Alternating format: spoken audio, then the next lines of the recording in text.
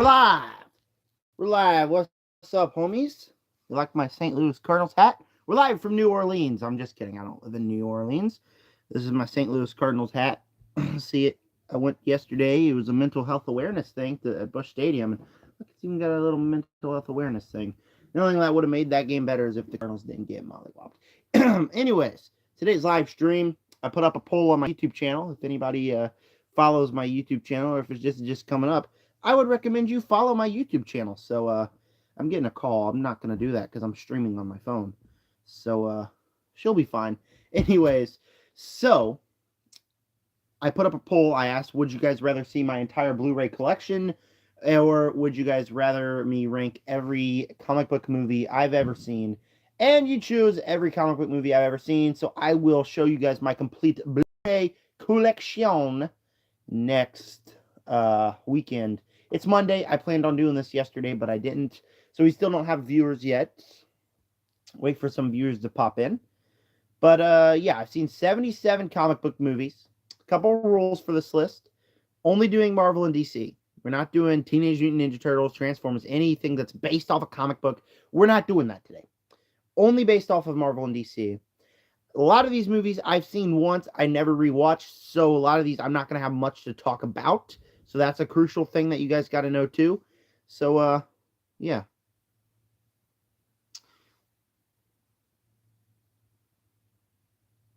Hold on, I got to respond real quick. Hold on 1 minute. Let's see if I can message somebody. Okay, so I disconnected there for a minute because I had to respond to that. But I didn't know it would disconnect. So, anyways, no viewers. We're only doing Marvel and DC today. I'm going to cut up my top 15 and post it on my second channel, More ZMC. Go check that out if you're watching this in a post. Let's wait till it says 3 minutes. We're going to go kind of like, I'd say 20 movies at a time, and then we'll answer some questions if the live chat has. We still don't have any viewers, but we'll wait 20 more seconds. Cardinals play the Orioles today.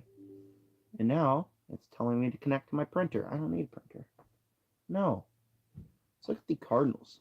Let's look at the MLB. See what's going on in the Major League Baseball today. Oh, the Blue Jays and the White Sox are playing. The Jays are winning. Hate both teams. I'm a closeted Mets fan, so the Mets are my favorite team. They're playing today against the Guardians. Padres and Braves already played. 65. Okay, so we're 3 minutes in. I'm not going to talk about MLB unless anybody has any questions or NFL or anything. Let me move my blanket because this computer can get kind of hot on the bottom. And the last thing I want to do is catch my bed on fire. I like my bed. I like to sleep. All right. Let's get started with every comic book movie I've ever seen ranked, and take the hat off because I'm inside. Every comic book movie I've ever seen ranked, starting right now with number 77. It's Morbius. I've complained about this movie several thousand times on my channel already. I hate this movie. It's boring. It doesn't have passion. It's got people that are talented behind the camera and in front of the camera as well. The director is Daniel Espinosa. Let's look at what Daniel Espinosa has directed. He's directed Life. He's directed Safe House. He's directed a couple movies that are well-respected and pretty good. And then he comes here to make one of the most lifeless and boring comic book movies I have seen in my entire life. And that was Morbius. And I absolutely hated Morbius with a burning passion. Like even Jared Leto is in this movie. And Jared Leto is awful in this movie. And I like Jared Leto, but he was freaking terrible in this movie because it's so lifeless and boring. It doesn't even make sense. I can't even say one thing that actually makes sense about this movie because it's terrible, because it's awful. It's purely one of the most awful movies I have ever seen, and I hate even talking about it because it's awful. It's terrible. It's my least favorite comic book movie of all time. Screw you, Morbius. Screw you. Okay. Now that that's out of the way, we're going to move on to number 76, Thor: Love and Thunder. After the pretty great Thor Ragnarok, I'd say it's pretty great. Taika Waititi decided, hey, why don't we ruin everything about Thor? And that's what he did. So what did I write on Letterboxd? What's my review? I gave it a 55%. Am I smoking crack? Chat, am I smoking crack in 2022? Very disappointing film. For 2 hours, I was genuinely bored. Sure, the cast was fine. Some of the jokes landed. That's incorrect. I thought the ending was cute. That is correct. I did like the ending. But overall, I was just waiting for this to be over. Boring movie, don't recommend. Facts. I was waiting for this movie to be over the entire time. Like, there's scenes in the movie where I had to get up out of my theater seat and just take laps around my theater because it was so bad. This movie is so bad. Taika Waititi decided, hey, let's lean into the worst aspects of Thor Ragnarok. And we got Thor Love and Thunder, which I absolutely hate. As you see, it's number 76 out of 77. It's just really, really dumb. I do like the ending, though. I am excited to see where the MCU takes Thor. Right along, we got Quantumania, which is another movie that I gave 3 stars to. I actually reviewed this one as well. And right as I left the theater, I was more mixed. But the more I think about the movie and the more I watch it, I realize it's so bad. Frustrating to say the least. Wanted to love this, walked away with more MCU fatigue than anything else. Tired of watching these movies over and over again. It's true. The movie's the exact same as the rest of the franchise in the MCU, as recent MCU, because it's strong when it's the uniqueness about Ant-Man doing the things that Ant-Man does in his franchise. It's cool when he's going on this heist to get the thing for Kang. I enjoyed it then. But then the movie, hey, why don't we go ahead and give another CGI battle with some of the worst character arcs I've seen in my entire life. I cannot believe that some things that happened in this third act got recommended and got actually put out there, because watching this movie, I like the Ant-Man movies. I like the first 2. And when I went into this one, I was just so disappointed. I walked out of the theater. I was really pissed. And I was just really angry at this movie. And every time I rewatch it, I just kind of don't want to ever watch it again. And I really wish that it was burned. Before Love and Thunder and Quantumania came out, we had Iron Man 2, which was my least favorite comic book movie. That was next. Again, a movie that I feel like is just less like these last 3 and more like the movie's just kind of boring. It decides to do way too much thing. It decides to do way too much stuff in this movie. And it, in turn, turns out to be just kind of like this crowded movie where you go so long without anything interesting happening, to where you're trying to focus on Iron Man and he's going to die soon. And then they're setting up the Avengers and the stuff with Rhodey, to where like we go 45 to an hour with no action, just characters walking around and talking and setting up for other things. I watched this movie twice back to back and I was bored out of my mind both times. So this was always my least favorite MCU movie before I saw Quantumania, Thor Love and Thunder, and it's got to be down here pretty low. Then we got The Amazing Spider-Man, the first one from 2012, directed by Mark Webb. Fun fact, I don't mind Amazing Spider-Man 2. I kind of like it. The first movie, not a big fan of. It feels like the first hour of it's kind of like fan fiction for Spider-Man, which I think is okay. I think it's fine. But once we move on from that, it's more like we get the Spider-Man stuff and then we rush way into it, to where all of a sudden we got the Lizard and he's the bad guy and then he's going crazy and then he's trying to turn the city into lizards, and this happens in like a span of 15 to 20 minutes, to where my mind was like just, oh, how did we get from point A to point B in 15 to 20 minutes? I was bewildered after watching this movie, and by the time we got to the end of it, I kind of just wished that it kind of ended, because it was way too long and way too rushed, and I felt a little exhausted by the end of the movie. I don't think it's an awful movie. There's still things I like. Obviously, Andrew Garfield and Emma Stone are great in the movie. My dog is barking in the background. But, who is it? Andrew Garfield and Emma Stone. They are great in this movie. But besides that, I think that the movie's kind of a dud. Moving on, we got our first DC movie. We went, what's that? We went 5 movies. And my bottom 5 are all Marvel movies. What's my top 5? My top 5 is all Marvel. No, because my number 1's DC. Most of my top 5 is all Marvel, too. So, we move on to the Suicide Squad at number 72. Not the Suicide Squad. We move on to Suicide Squad, the David Ayer movie. I actually enjoyed this movie the first time I watched it. I actually feel bad giving this because one of my best memories with my Papa Dwight, who passed away last year, was my mom never allowed me to watch this movie, and I went to his house and we snuck behind his back and watched the movie. That is one of my favorite memories with him because I really enjoyed it back when I watched it with him. Unfortunately, when I rewatched it, the movie's just dull, lifeless. So many character arcs are just explained in just a simple song. It's just boring. The plot rushes way too quick to where it goes from, oh, we're into the city fighting the zombies? How? How did they destroy the entire city? And it feels like it doesn't matter. Nothing in this movie feels like it actually matters because it doesn't. The movie just doesn't matter, apparently, because David Ayer wanted to make the movie and then they kind of wanted to copy it off Deadpool or something like that. And it just feels dull and lifeless and kind of like a cheap copy of something that's actually really good. And I thought I thought it's bad enough to be all the way down here. Wonder Woman 1984 is number 71. When I first watched this movie back in 2020, I was beginning to be a film critic. Thing back when I was a film critic was like right when I attempted to start, I was always like, no, we got to be kind to movies. Let's be nice to the movies and always try to find the positives in things. And that's really what I do now still. I try to find the positive in things. I like watching movies. I love movies. So that's why when a movie that a lot of you are going to hate on, there's still going to be things that I find fun in the movie. This movie was one of those. I thought it was fine. Rewatching it, my God, what were some of the ideas that they put in this movie? The magic spell rock is all of a sudden this rock that Pedro Pascal's like, I want to be you, and then he turns into the spellcaster. What? Huh? I cannot believe that was an actual idea put inside this movie. There's so many ideas like this. I could not physically believe that those were some ideas that they put into this movie because they are just that atrociously bad that it feels that the writers were in the writing room smoking methamphetamine before they did this movie. And that's probably what it was because this movie is it's weird. There's some enjoyable aspects, but it's weird. Really weird.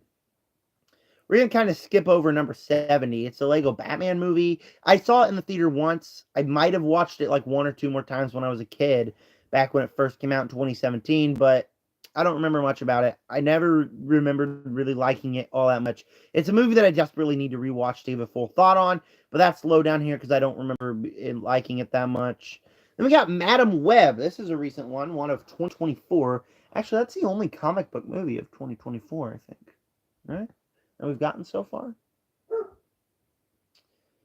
Let me look. There is 15,000 films released in 2024. I'm looking around. Yeah, that's one of the only comic book movies released in 2024. I thought it was fun to watch. I was expecting to be bored out of my flipping head like Morbius, but instead there's some fun moments in it. It's watchable. The cast, while they're all terrible in the movie, I like a lot of these cast members. Didn't even know that was Sydney Sweeney. I'm being completely honest until right after I walked, because Sydney Sweeney's just kind of that good of an actress that she can just blend in. So it's a fun movie. There's some things in this movie that I lost my mind. I did a whole video rant about it that you can check it out. Let me pull something up. Let me pull something up on my channel. I want people to see this, and then this is how people are going to know what I described the movie, and then we can move on, because there are some crazy freaking ideas in this movie that I could not believe are actually ideas. I was shocked. How do I not know how to spell my own name? Zachary. Chat, should I change my name? I've never really been a big fan of Zachary Movie Chat. There's everybody else has their own names, and I can't. I really can't. It's really hard to find an original idea. It's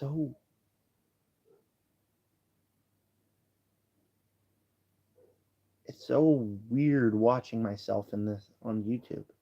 Oh my gosh. I realized I could just look at the live stream. Videos. Let me find my Madam Web review. Let me find this certain spot. Thanks to Goats. I appreciate. No, that name is really good. Okay. I'll keep it then. I just was unsure if I wanted to keep it or not. Alright, I uploaded a video called Is Madam Web the Worst Movie Ever Made? The answer is no. Let me find a quick... Oh, I love this intro. I actually like this intro. I was like, what's a single guy do on Valentine's Day? He goes to watch Madam Web by himself. What is the part I like? It's so hard operating a computer without a mouse.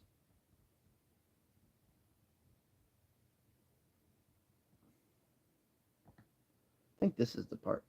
I got a hole in my shirt. Cool.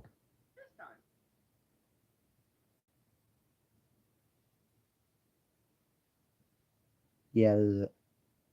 Oh, she's special. Oh my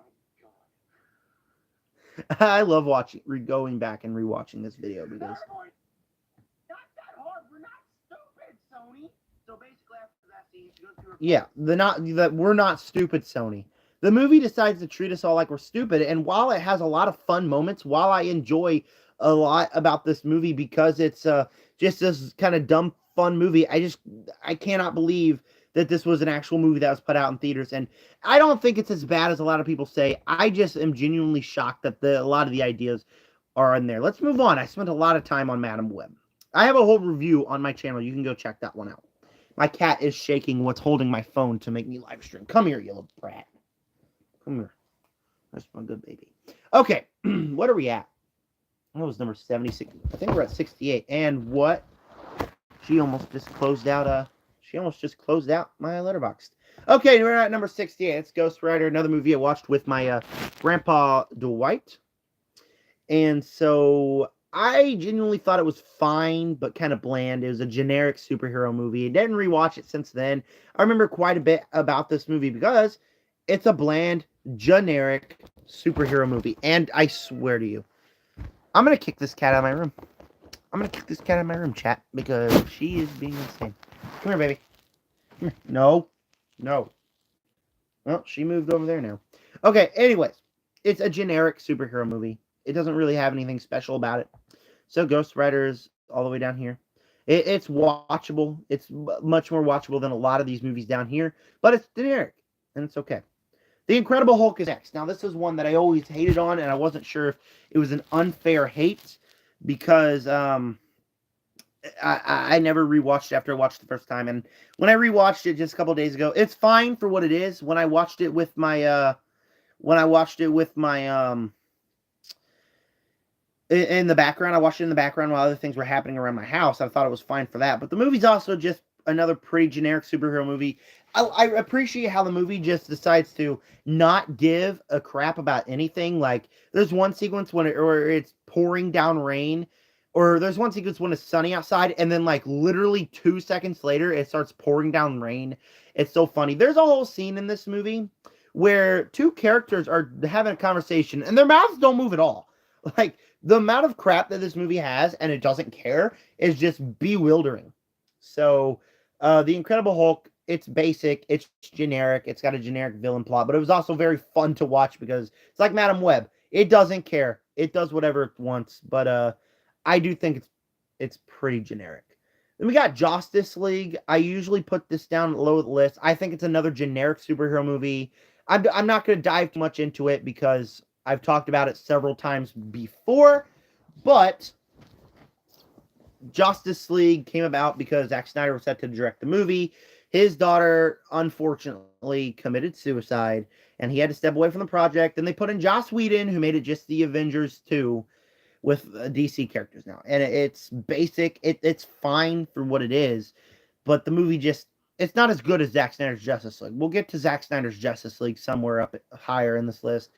But I always put it down low at the list because, like, that is just immense disrespect to completely ruin someone's passion project because of somebody close to him died, and specifically dying in a circumstance like that. So I always put it down low in lists because of that. Let's go 5, 6, 7. Let's go 7 more here, and then we'll answer some questions that people have. So D Goats is active in the chat. All right, where am I at? That's 5, 10, 12. So 77 minus 12. I'm doing the math here. 64, I believe, is where we're at. 64, Venom, Let There Be Carnage. feel like this one is slightly worse than the first movie, probably because I've seen the first movie tons of times more than I've seen this movie. I still think it's fine. The chemistry between Venom and Tom Hardy is fire. I think it's funny. It can be a very funny movie. The action is absolutely wild and crazy, and it's fun. But both Venom movies are just kind of generic and not even generic. They're just kind of rushed and dumb, and feel like they don't have any heart into them. They're just dumb superhero movies that are thrown out there that really they don't have any thought to them, and they're fun to watch because of that. But they're really just not that good. And Venom: Let There Be Carnage is a much more example of that than the first Venom. Then I got a controversial one. Batman Begins. I saw this once. I thought it got better as it went along. As we head to the third act, it gets pretty good. But the movie, I'm just not that big fan of origin stories. And the movie, for the first, I'd say, hour and 20 minutes, was kind of boring when I first watched it. So, fun fact, I don't have The Dark Knight Rises on this list because I never fully finished that movie. But I need to rewatch this entire trilogy. Granted that The Dark Knight you'll see where it's at. So, okay, 62, Shazam! Fury of the Gods, one that came out last year. I thought it was fine. It was okay. It's got pretty funny moments to it. The cast all likable. There's some cool action sequences, but a lot like Ant-Man and the Wasp: Quantumania, it's another very, very brutally basic movie. To where as you head to the end, it's another CGI battle. I was feeling superhero fatigue. My dogs are going crazy in the background. I think because my mom got home. I'm not going to get up and check. But, yep, she got home. I can hear her. But Shazam! Fury of the Gods it's another movie that suffers from superhero fatigue, but it's more watchable than Quantumania 100%. 61, X-Men The Last Stand. I am so sorry that you can hear all my dogs going absolutely bonkers in the background, by the way. X-Men The Last Stand is good. It's not good, but it's fine. It has all these plot lines in the movie that just all come down, and it feels super rushed and super crazy. Like, you kill off Cyclops, who is a big part of the X-Men, and you spend like 5 minutes on that, and then you have to move on. Like, there's so many plot lines in this movie where it's bewildering how much there is. And so there's some moments in here. I like the cast. I feel like it's way more watchable than a lot of the other movies on this list, but it's still by far my weakest X-Men movie because of how rushed it was. I need to rewatch this one before I watch Deadpool 3, but it's always just so rushed through all those plot lines, and it really harms the movie in that way. Number 60, I believe this is number 60. 5, 10, 15, 16, 17. So 17 minus 77. So that'd be 70. Yeah, this is number 60. Number 60, Venom. The first Venom. The movie's, like I said, it's slightly better than Let There Be Carnage. I still think it's flawed. The more it goes on, the final act gets really, really rushed, I think. So it's a really rushed final act of the movie, but it's still fun to watch. Again, you like Venom and Tom Hardy's chemistry. The action sequences are crazy dark, but they're crazy. It's just another one of those crazy movies that the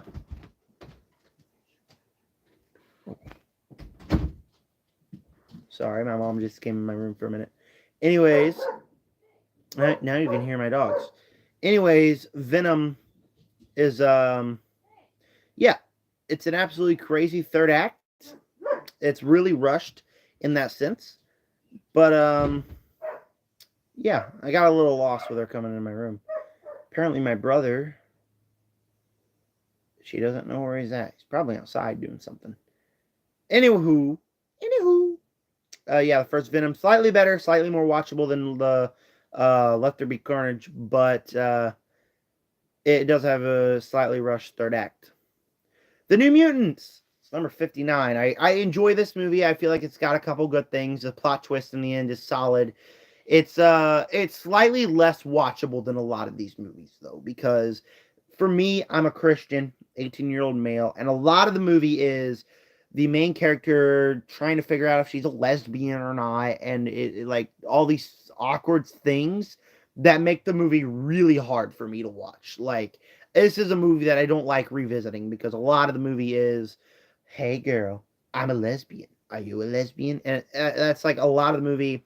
there's solid X-Men stuff. It's not a totally bad movie. I wouldn't go as far as you see. It's up at number 59 to where it's got some watchable things, but it's also really hard for me to watch because of a lot of that. All right, last movie we're going to talk about before we take some questions. The two viewers that are watching, fire in some questions and I'll answer them. Number 58, Ant-Man and the Wasp, 2018.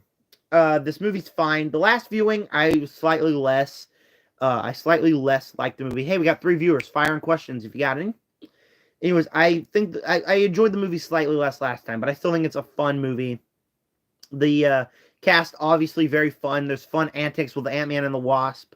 It's a chase movie, so it's always like they're after a MacGuffin. There's some cool action sequences in the movie. I feel like the villain is unlikable. I mean, obviously because she's a villain, but also because she's just kind of dull and doesn't have anything that really shines in this movie. But there's some very fun sequences in here that shine through Ant-Man and the Wasp, but it's not as near as good as that first Ant-Man movie is. The sequels to Ant-Man never captured the same magic that first Ant-Man movie had, and so every single one of them, I will be slightly disappointed with it.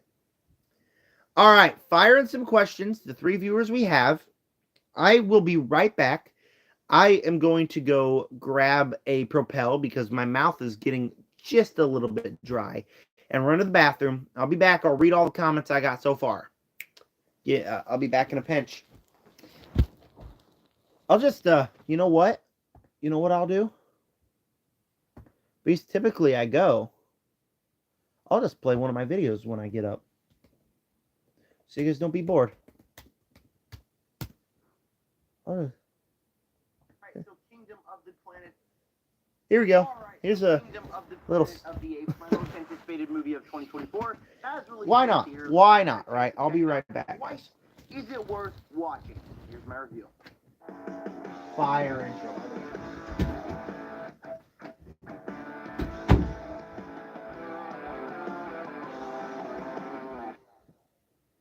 Alright, you heard the intro right. Kingdom of the Planet of the Apes is my most anticipated movie of 2024, or at least it was now that I saw it.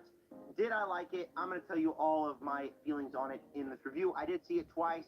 Actually, on the Saturday before Mother's Day, I went to see it, and then on Mother's Day, I caught an early showing of it. Rushed home, ate barbecue, watched Killer Clowns from Outer Space with my mom, then rushed back to the theater to watch The Fall Guy. So, I have seen this movie twice. I saw back-to-back screenings. And what did I think about it? Again, I'm going to tell you what I thought in this review here, but make sure to tell me down below in the comment section, what did you think of Kingdom of the Planet of the Apes? And while you're down there, make sure to subscribe to the like button and hit the bell so you never miss another video. And with that said, Kingdom of the Planet of the Apes is fantastic. It is everything I wanted this movie to be, minus like maybe 1 or 2 setbacks in this film. I thought it was great. It was absolutely great. I was really looking forward to this movie because I love the last trilogy of films. That is my favorite trilogy of all time. How are you guys enjoying the trilogy are so compelling. We can go on Kingdom of the Planet of the Apes? Days, so I'm not going to, but so looking forward to this movie because I just wanted to immerse myself back. Yeah, that's right. Planet of the Apes, new one, very good. I love that movie. With a burning passion. Second favorite movie of the year, Dune Part 2 is better. Alright, let's scroll to the very top. It's all to goats in the comment section. So, to goats, got any questions, fire them. Guys, when I see Zachary Movie Chat, my day lights up. I really appreciate that. I mean, I know you're probably just joking because you're my one of my friends. But again, we're friends. So, if you really like my YouTube channel, I appreciate that. Life is like video games. Sometimes it's hard, but it's also fun. Words of wisdom.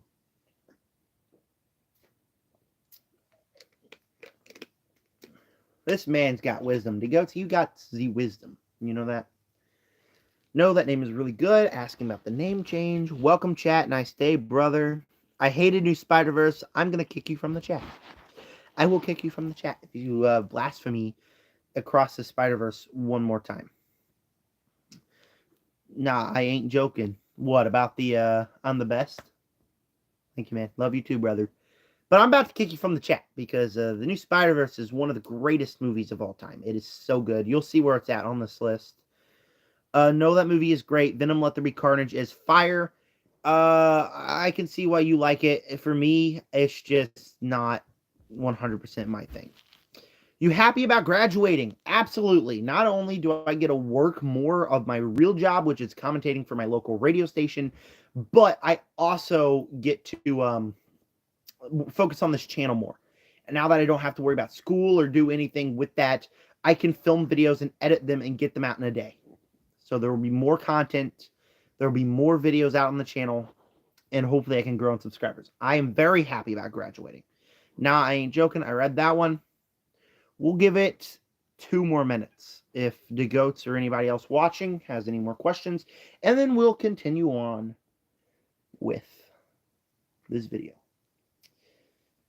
What are we at? Let me recount because I lost. 3 hours and a cliffhanger for Spider-Verse. It's not 3 hours, number 1, and the cliffhanger is so good, number 2. Let me pull up how long Spider-Verse is. It is only where. Oh, does it really not say that on Letterboxd? Do I really got to make a whole nother? Do I really have to make a whole nother Google search? Hey, quit chewing up the cord, you freak! I didn't know you freaky like that.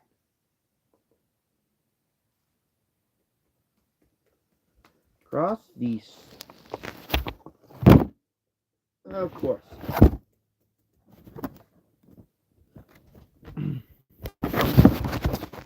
So it's only 2 hours and 16 minutes. Not even 2.5 hours. By the way, I'm going to go grab that cat. You ever see Tom and Jerry? Tom and Jerry? This is what it's about to be, me chasing this cat.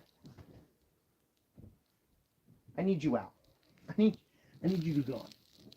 I need you gone. Please? You're doing everything.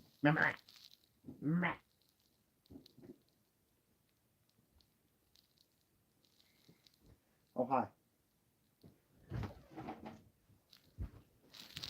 Well, I don't think she wants to leave. So we'll continue. But she knocks down my camera one more time. What were we talking about? 3 hours and a cliffhanger for Across the Spider-Verse. 2 hours and 16 minutes and one of the greatest cliffhangers of all time. You, sir, are wrong. Okay, we'll continue on. We shall continue on. Where are we at?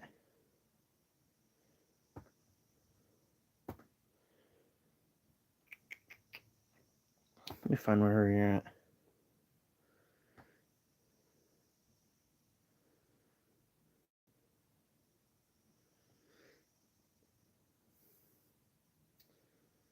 Black Widow. What number am I at? 5, 10, 15, 16, 17, 18, 19. So we're about 20 down from 77. So that would be 77. 67. This should be 58. If I did my math correctly, which I failed math every year in high school, so. All right, 57. That was a joke, by the way. 57, Black Widow. Need to rewatch this movie. I saw it twice back to back when it came out. I bought it on Disney Plus, and I thought the movie was fine. It's fine from beginning to almost the end. I like the characters. They all had great reactions. Not reactions, but interactions with each other. There's some cool action sequences, but when we enter that third act, I do feel like it's more of the same Marvel stuff. Oh, look, it's a bunch of CGI battle, and especially the villain reveal of Taskmaster. My God. Did you even learn the right lessons from switching a fan favorite villain from Iron Man 3? I love that movie, but my goodness. Some of the most mind-blowing, stupid stuff I've ever seen was that twist. But for the most part, the movie's fine. It's one that I really need to rewatch soon, though, because I enjoyed it. Number 57, rather, is Thor. No, this is 56. Number 56, rather, is Thor. The first Thor. I enjoy this movie. I don't think it's great. It can be kind of dull at times, but having Thor and going to Earth, that's very fun. It can be very funny at some times. There's some cool action sequences, even though everything is shot super dark. But when we get to the end, there's some cool action sequences, sets up for some more things. It's a basic Phase 1 Marvel movie. Doesn't have anything super special like the first Avenger or Iron Man. It's just like we introduce Thor, we get basically the first run of comics he's in, and then that's it of this movie. But it's fine. It's fun to watch. I enjoyed it. Okay, controversial opinion alert right here. Batman and Robin. All the way up this high. On number 55. I'm going to say 55. If I'm wrong, screw you. I don't care. What did I write in my review for this? Oh, I didn't write a review for this movie, I guess.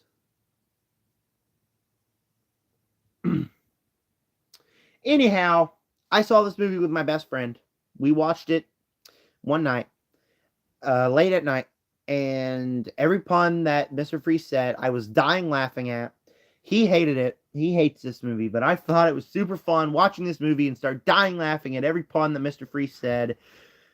It's cool to see Bane in action and Poison Ivy. There's some cool, wacky things there. The thing is, Batman's very wacky, but it also doesn't capture any of the dark vibes that Batman has. Something that could make this movie very cool instead of just being kind of dumb fun like it is. And I get a lot of people hate this movie. I get it. I thought it was very stupid and fun, and I just, even for a Batman movie, this generation can have fun with this movie because the generation that was looking forward to the movie back in the day doesn't look forward to the movie anymore because when they saw it, they think it's bad. Generations today know what people think of the movie, and we can watch and have fun, and that's what I did with this one. Number 53, or number 54, or whatever number we're at, I'm just not even going to care anymore. Green Lantern. I saw this movie once, a long time ago. I remember having an absolute blast with it. I like Ryan Reynolds. I like some of the action in this movie. There's not a lot I know about this movie. I have a feeling if I rewatch it, I'm going to hate it, but I haven't rewatched it in a long time, and I remember having a pretty good time, pretty jolly time, even as they fought the, what was that, a cloud as a villain near the end? I think it was. It was like a big cloud thing.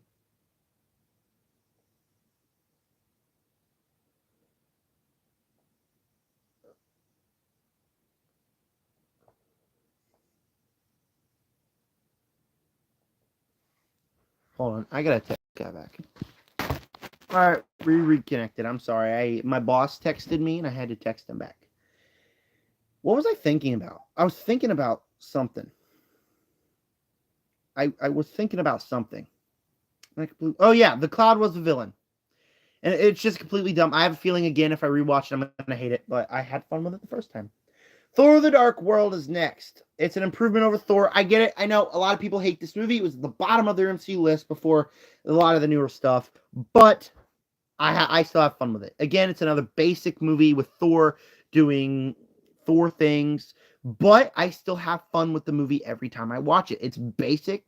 It doesn't have anything super fancy about the movie as other like Ragnarok. What makes Ragnarok great is that it does fancy things. It's a basic Marvel movie, but it's fun to watch, and I always enjoy watching it, rewatching it when I rewatch it because I enjoy the movie. Also, I fell asleep when I saw it in the theater when it first released in 2013, and I remember because I woke up screaming when there was a really loud noise. I will always remember that memory, and I kind of can't get it out of my head. The Marvels is next. The Marvels. Let me take a drink. My mouth is getting dry. The Marvels, the internet's most hated movie of 2023. Maybe it wasn't the most hated, but it was pretty hated.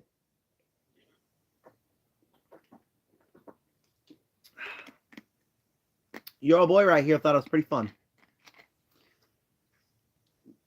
I hate you, DeGoats. You're going to make me count what number we're on, aren't we? The Marvel. So anyways, I thought it was pretty fun. There's some pretty fun moments. It was not as bad as a lot of the recent MCU stuff. It doesn't do anything that truly pisses me off. There's some fun moments in this movie with Captain Marvel and all of them doing some fun, dumb things. I thought the action was pretty good, well stylized. I am one of the only human beings alive that enjoyed the villain, thought the villain wasn't the worst villain you've ever seen. I did hate the ending, like specifically where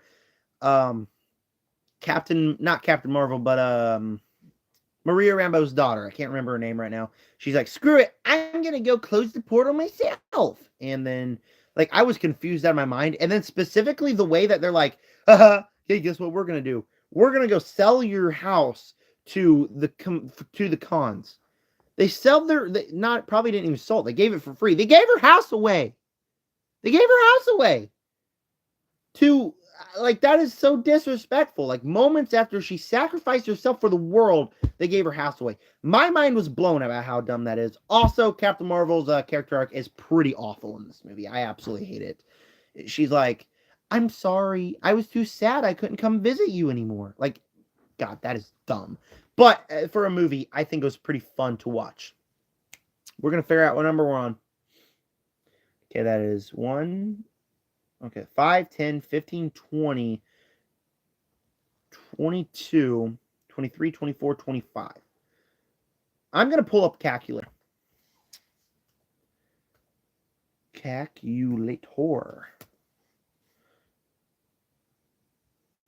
77 minus 25. I'm doing this for you, DeGoats. 52.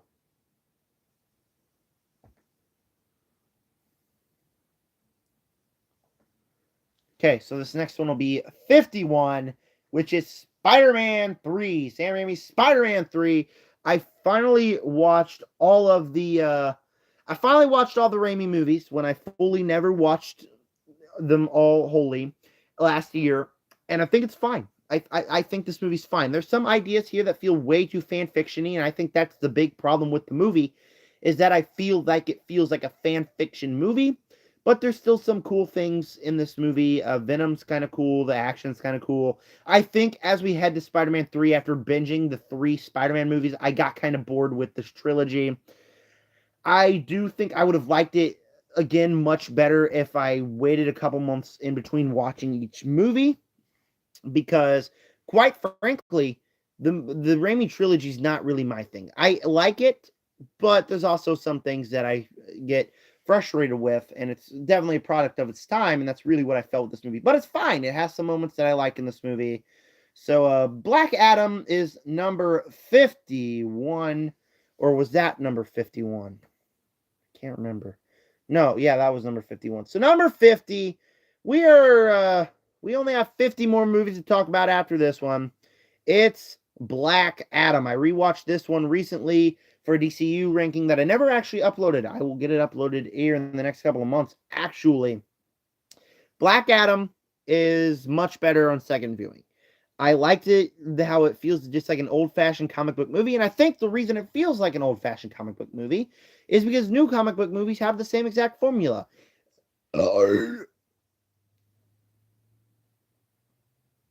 God dang. Anyways, Black Adam has the old formula to where it kind of feels like newer movies where the characters are all together, they all lively, and they're up to fight some bad guys who are taking over the city. It feels like an old comic book movie, and while I do still hate the ending, I absolutely freaking hate that it's another demon villain inside the DCEU. I think the movie as a whole is much more rewatchable. Plus, Pierce Brosnan, and I really do like this cast. Let's look at the cast list here. I do think everybody's cast really good in this cast. Dwayne Johnson, obviously, Adil Hodge, and it just showed me an ad. Noah Centineo, Sarah Shawnee, obviously, Pierce Brosnan. Who?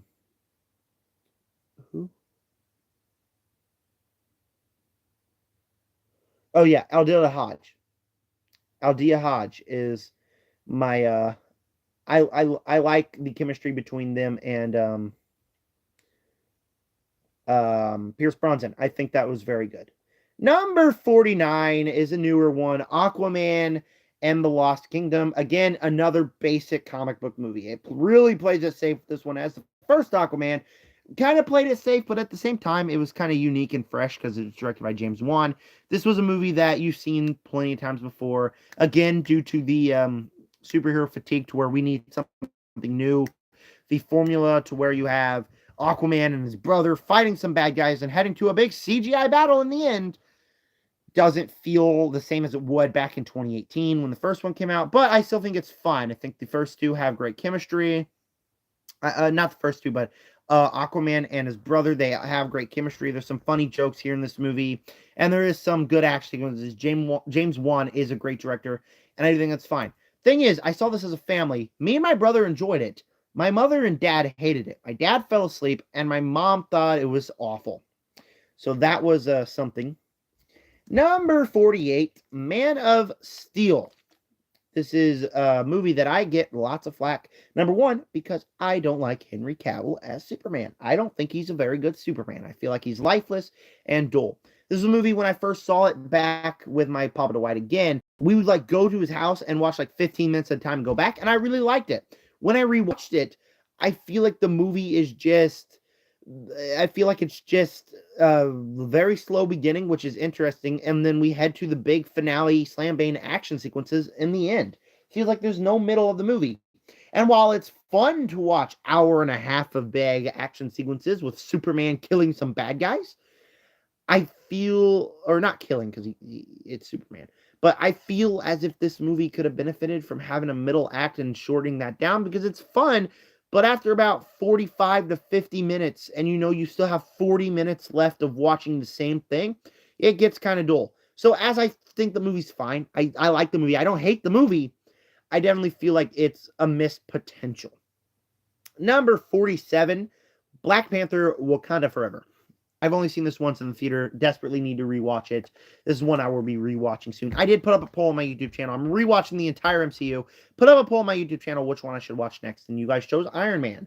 So I'm going to be watching the Iron Man trilogy next. Black Panther Wakanda Forever. For this one, for me, Wakanda Forever! Anyways, for this one, for me, I thought it was brilliant the way that they unfortunately had to kill off T'Challa, rather. It's just so sad about the passing of Chadwick Boseman that the movie was a terrible hand, and I love the way it honors him in that way. There's some cool things in this movie. I like Ironheart's treatment here.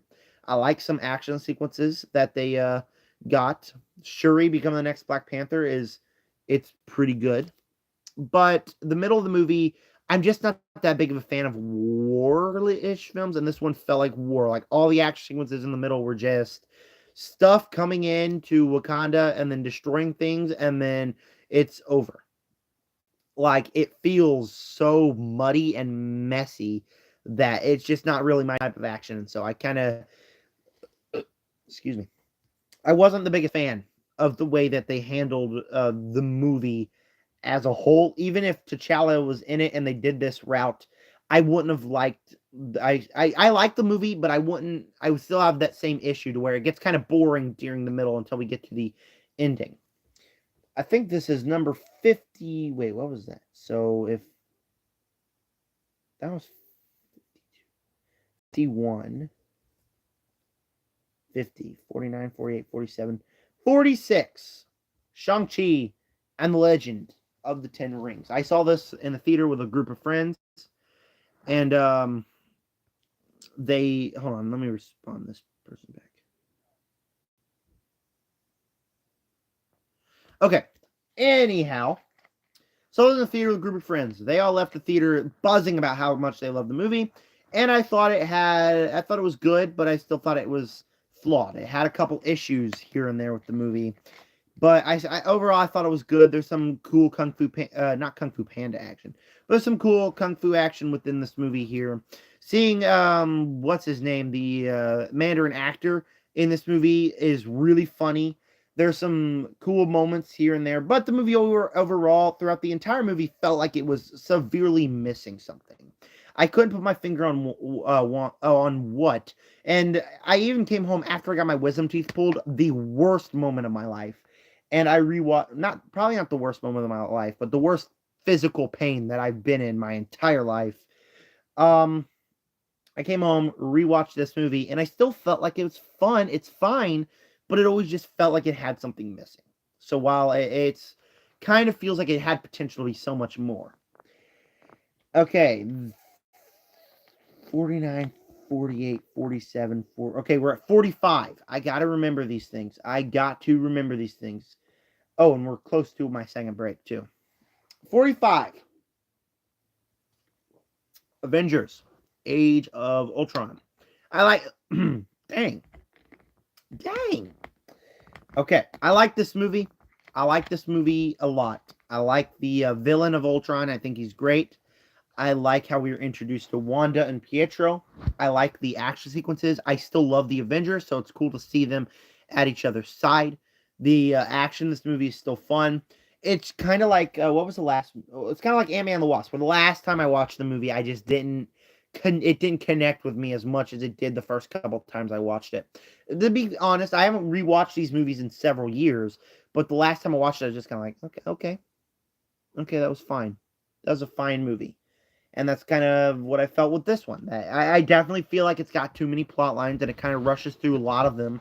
And that's one of the issues with this movie. But overall, I still think it's a good movie, but it's in one of these movies that I'm excited for the MCU rewatch that I get to rewatch.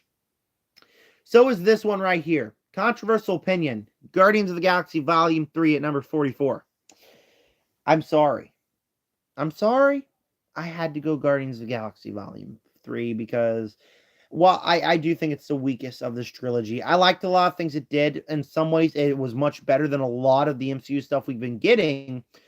But at the same time, the movie felt, for me, like it was just trying to shy away from not killing anybody. The whole thing about what was making this movie so hyped is people are going to die. Who's going to die? We need to know who's going to die, and it's going to be so sad because we connected with these characters. And while everybody's so happy that nobody actually died, I feel like someone needed to die because it's kind of like the Scream 6 situation, to where it's so connected to these characters that James Gunn felt like he doesn't want to kill anybody off. And so all of a sudden it feels like they're just invincible because Rocket almost died. He was fine by the end of the movie. Peter almost died. He was fine by the end of the movie. And it just feels like it just feels like it's so scared of killing off some villains, or not villains, but killing off our heroes. I hope that when I rewatch this movie, it'll connect with me deeper because I've only seen it once. But overall, I'm just the kind of guy that I wasn't the biggest fan. I gave it 4 stars on Letterboxd right out of the theater. So much I gave it out of the theater. What did I write about it? Oh, I didn't make a review. Cool chicken nuggets. This review says, if you want to cry over a raccoon, then watch it. Inward was such a freak that he caused a whole furry...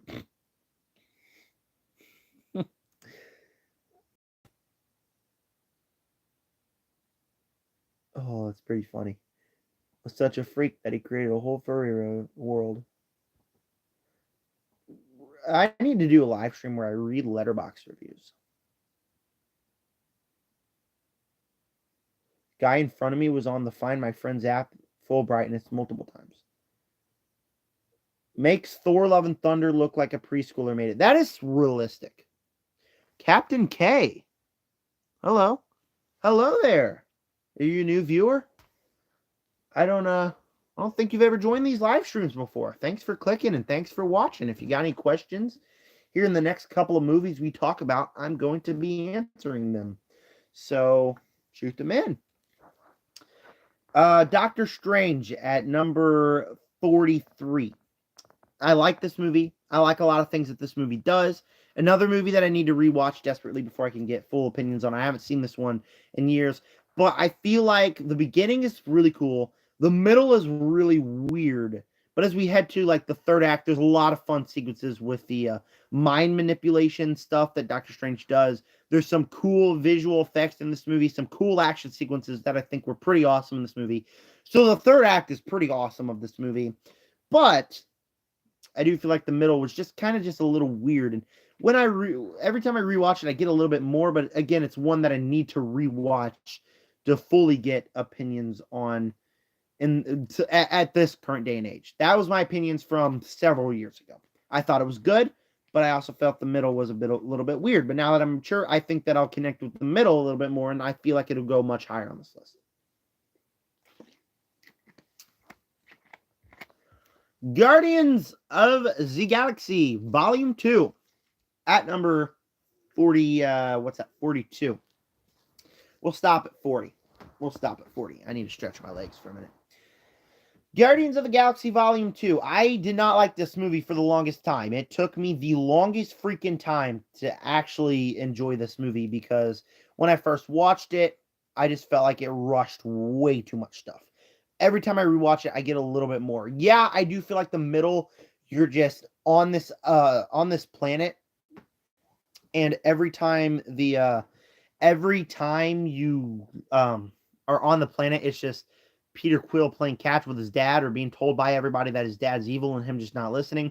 The stuff with the Ravengers is a much better plot line than the stuff at the planet. I feel like the stuff with the Ravengers is really cool and can get pretty emotional as well within this movie. So there are a lot of cool things in this movie, and every time I rewatch it, I get it a little bit more. I get a little bit more emotional by the time we enter the movie, but there are definitely things that make me a little bored near the end of this movie because it just feels like it should go a completely different direction at some things. Number 41, The Amazing Spider-Man 2. I told you The Amazing Spider-Man 2 would be up here much higher. I didn't mean to click on that. Hold on a minute.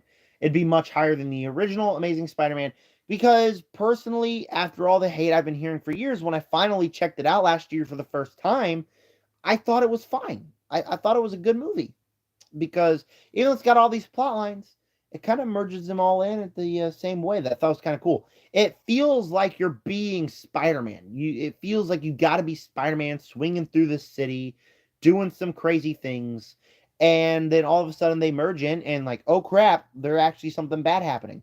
And again, it's helmed by the amazing performances by Andrew Garfield. Excuse me, by Andrew Garfield and Emma Stone because they have amazing performances and are perfect together on screen. And there's some cool action sequences in this movie too. Overall, I think this is a solid Spider-Man movie. And by the time you get to that ending with Gwen dying, man, it tears you apart. Man, like I was devastated by that ending. I knew it was going to happen, but because you root for this couple so much and you love this couple, it genuinely hurts when you watch her die. Number 50, and then we'll take a quick break. Birds of Prey.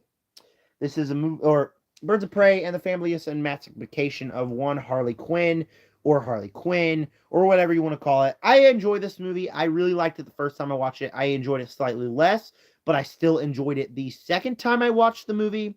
I thought it was I still think it's a pretty good movie. There's some girl power things that, like, obviously I'm not the biggest fan of. There's some action sequences in here that I thought were pretty fun.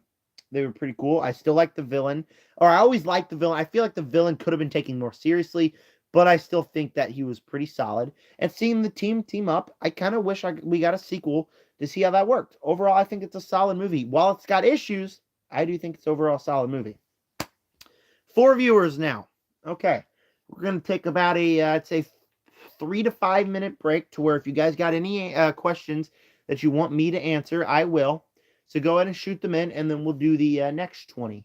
Let me count up where I'm going to stop, and then I'm going to stand up and stretch my legs for a minute because I need to find a better place to put this because where I have to sit here, my legs are all curled up, and they really hurt. That's 5, 10, 15, 20. So we'll end up, or maybe we'll go further.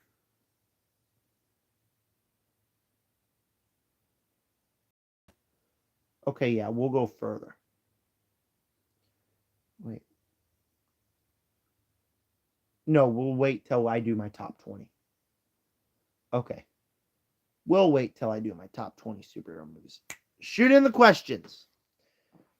Shoot in the questions. If anybody's got any. I'm going to stand up. Oh, did you hear that pop? That felt so good.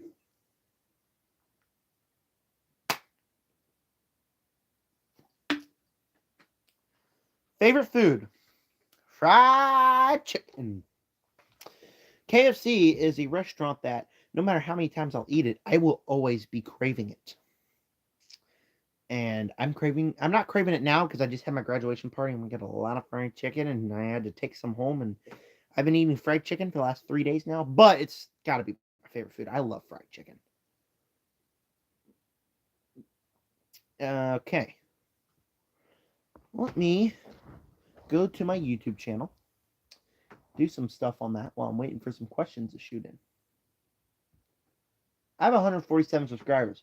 Last night I had 145, and then I got a comment, and I check it, and I got 2 more. Thank you all for who are subscribed, and if you're watching and you're not subscribed and you like this content, please check it out. Please go ahead and hit that subscribe button. Let me stand up. I said I was going to stand up. War Dogs, I'm about to block you. I swear to God. Oh, it felt good. I could say something, but I'm not going to. You want out? You want out of here now? This cat, bro, I swear. Come on. Come on, go. Go. This cat, bro. I will be back. If anybody's got any questions.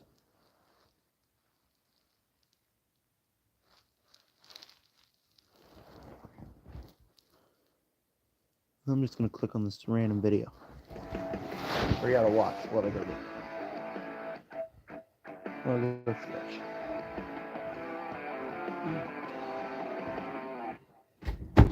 Alright, so just a little over a month ago, we got a brand new film in the MonsterVerse franchise, Godzilla x Kong: The New Empire. I made a whole review on it. You can go check that out. But today, I'm going to rank every single MonsterVerse project. This includes, I believe, the 5 movies, and then the 2 TV shows, Monarch: Legacy of Monsters, and then the Skull Island anime show on Netflix that I did also check out. But before I get started, please make sure to subscribe, hit the like button, hit the bell, comment down below. What is your ranking of the MonsterVerse? What are your opinions on it as a whole? For me, my last ranking, I told myself that I was not a fan of the franchise. There's so many movies that I just felt like were wasted potential. This rewatch of the entire franchise made me realize that this is one of the best cinematic universes out there, that every single movie impacts the other movie that came before it. And so it's just a franchise that makes sense, and one that I really, Shout out to my mother. enjoy on my rewatch. With that said, we're going to get started with my last place, which is number 7. Y'all can find out if you want to watch the video yourself. My mom brought me some McNuggets. I mean, I already had lunch. I wasn't super hungry, so she didn't give me like a full. But I'm starting to get a little hungry. So I'm going to steal the rest of these McNuggets. Any questions? Anybody? We'll give it a couple more minutes. Let me read some of these comments. Do you have a girlfriend? Do you? No, I'm just kidding. You said same, brother. I'm busing to everywhere because I'm thinking of the chicken. Okay.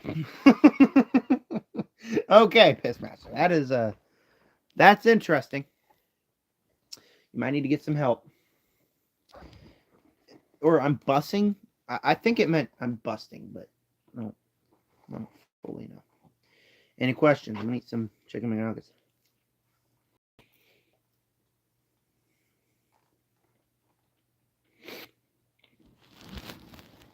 I was watching my old videos the other day.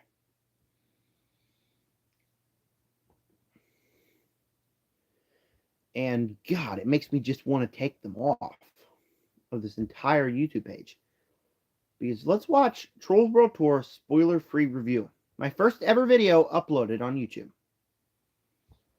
Now, I used to make videos and just kind of like keep them on my phone. I didn't know how to edit or anything. But I finally convinced my family to let me do a YouTube channel. My dad had to basically...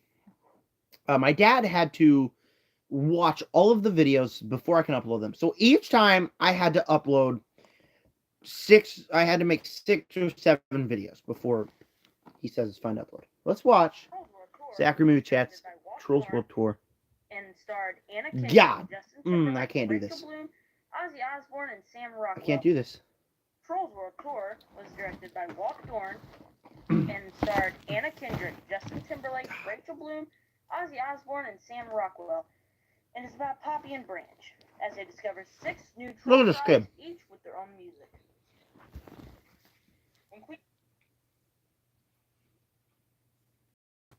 That's me.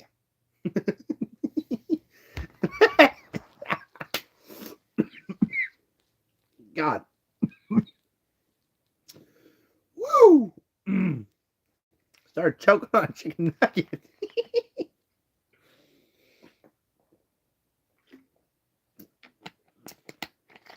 I really probably shouldn't react to this video because we're here on a mission, but I want to, so I will. Queen Barb and King Thrash of the Rock. See, I used to describe the entire Poppy premise. and Branch must go on an adventure. I had to describe the entire premise and all the directors and everything for some reason. I don't know why I did it. I know a lot of you really like this movie, and that's probably because you're just stuck at home in quarantine. It's just a lot of fun, but I don't like this movie. In my Fun fact, the first draft, I sat at the camera and I said, I know a lot of you don't like this movie, but in my opinion, this movie sucked. And if I was still doing my YouTube channel as I am today, I would have said that. Exactly. I didn't say it in here because my dad's like, no, you can't do that because, you know, people make the movie and it's just an opinion. But whatever. I think it's bullcrap. The movie sucks. The worst movie of 2020 so far. It's not the worst movie anymore. Bad, Hard Kill's worse. Opinion. So, yeah. Yeah, I mean, a lot of you who love this movie, there's probably going to be nobody some loves this movie. Who will be mad at me. Nobody that's over the age of 2 is loving this movie. Just say what I thought was good first, because you know I still want people to watch. Nobody's watching this video either. Nobody. So yeah, the one thing I thought was good was there was a plot twist near the end. Why did I do this? It was really good. I don't even know what I'm talking about. What plot twist? Why did I do this? I wrote on the screen the goods. Like these people need to read instead of watching the video. It's terrible. Like they terrible. Played it for jokes, and then it wasn't a joke anymore, and it actually happened. And this is the part where I was like, "Wow, they." Look at my glasses. They're shut up. They're equally as crooked as mine now. Mine right now have a good reason. At my graduation party, I was playing football and they came off and now they're all crooked. And I'm not about to go buy a whole nother pair of glasses because I don't have that kind of money. These, I don't know why they're crooked. It just makes me look like a freaking moron. And that actually blew my mind. It was really good. Okay, that's actually kind of fire. I put a GIF on screen. I should start doing that in my more current videos, you know? Good. Really good idea. Good job. Good pat on the back for you, Walt Dorn, and for whoever wrote this movie. That's a really good plot twist. Good job. Actually got me there. Good job. All right, everybody. Who gets really mad when they hear stuff that they really like? Nobody's getting mad at a 12-year-old review. Thanks for watching. Nobody. And now we're going to get to what I thought was really bad about this movie, and sadly, while I was filming this video, I held my camera. I really was looking forward to watching this movie. Do I that saw the because first my 5 phone's minutes on YouTube stupid. because DreamWorks uploaded it. But it like this while I was talking. Yeah. So it was going the good action movie vibe, and I frankly thought this was going to be really good. Boy, was I wrong. Yeah, I was wrong. All right, my least favorite part of this movie is the songs. I need to delete these videos. The songs are pretty trash. Really bad. And like, there's not even any original songs. It's like this is the farthest I've ever gotten on watching this video. I need a pat on the back. You guys have done it. Original songs, everybody. The rest are just cover songs sung by Anna Kendrick and Justin Timberlake. Justin Timberlake's not my favorite to begin with, and Anna Kendrick isn't very good either. So, yeah. Listen to I this. don't care much for the songs. Anna Kendrick honestly sounds like a middle-aged man with a pebble in his throat. Little me, you're not wrong. You're not wrong. Anna Kendrick can't sing. Anna Kendrick cannot freaking sing at all. No offense to Anna Kendrick, but that's actually how she sounds. And all offense to Anna Kendrick. It's not. I don't like it. And again, there's two. See, this video makes me look like I don't have balls. Like I have balls. not going to show them, but I have them.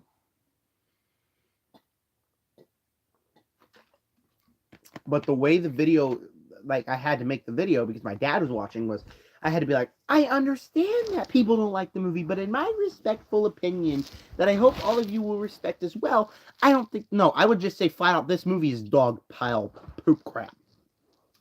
I'd probably flat out say that. Very bad plot twist. There's actually three. One I really enjoyed. Two that made me I'm holding it like this. This is how I hold the camera. Oh, that was a plot twist. I'm looking at my wall. LOL. For real. The plot twists. For real though. They ain't good. They're not good. Nope. Elaborate. And then again, there's way too many plot tones in this movie because, you know, what's at a the beginning plot tone? They tried to do like action movie and I was all in for that. And then they did like pop movie going in for like high energy. Who uses the phrase pop? For like little kids to be entertained. And yeah, sure, I'm not that much of a fan of that, but still. You're trying too hard, Zachary. And then they went like they hired some assassins to go after them and they was going like kind of Indiana Jones. Tell me that this does not say spoiler-free review. You just spoiled it, brother. Come on now. Plot way. But yeah, it okay, we got less than a minute, and then we'll get back to what you actually clicked on this live stream for.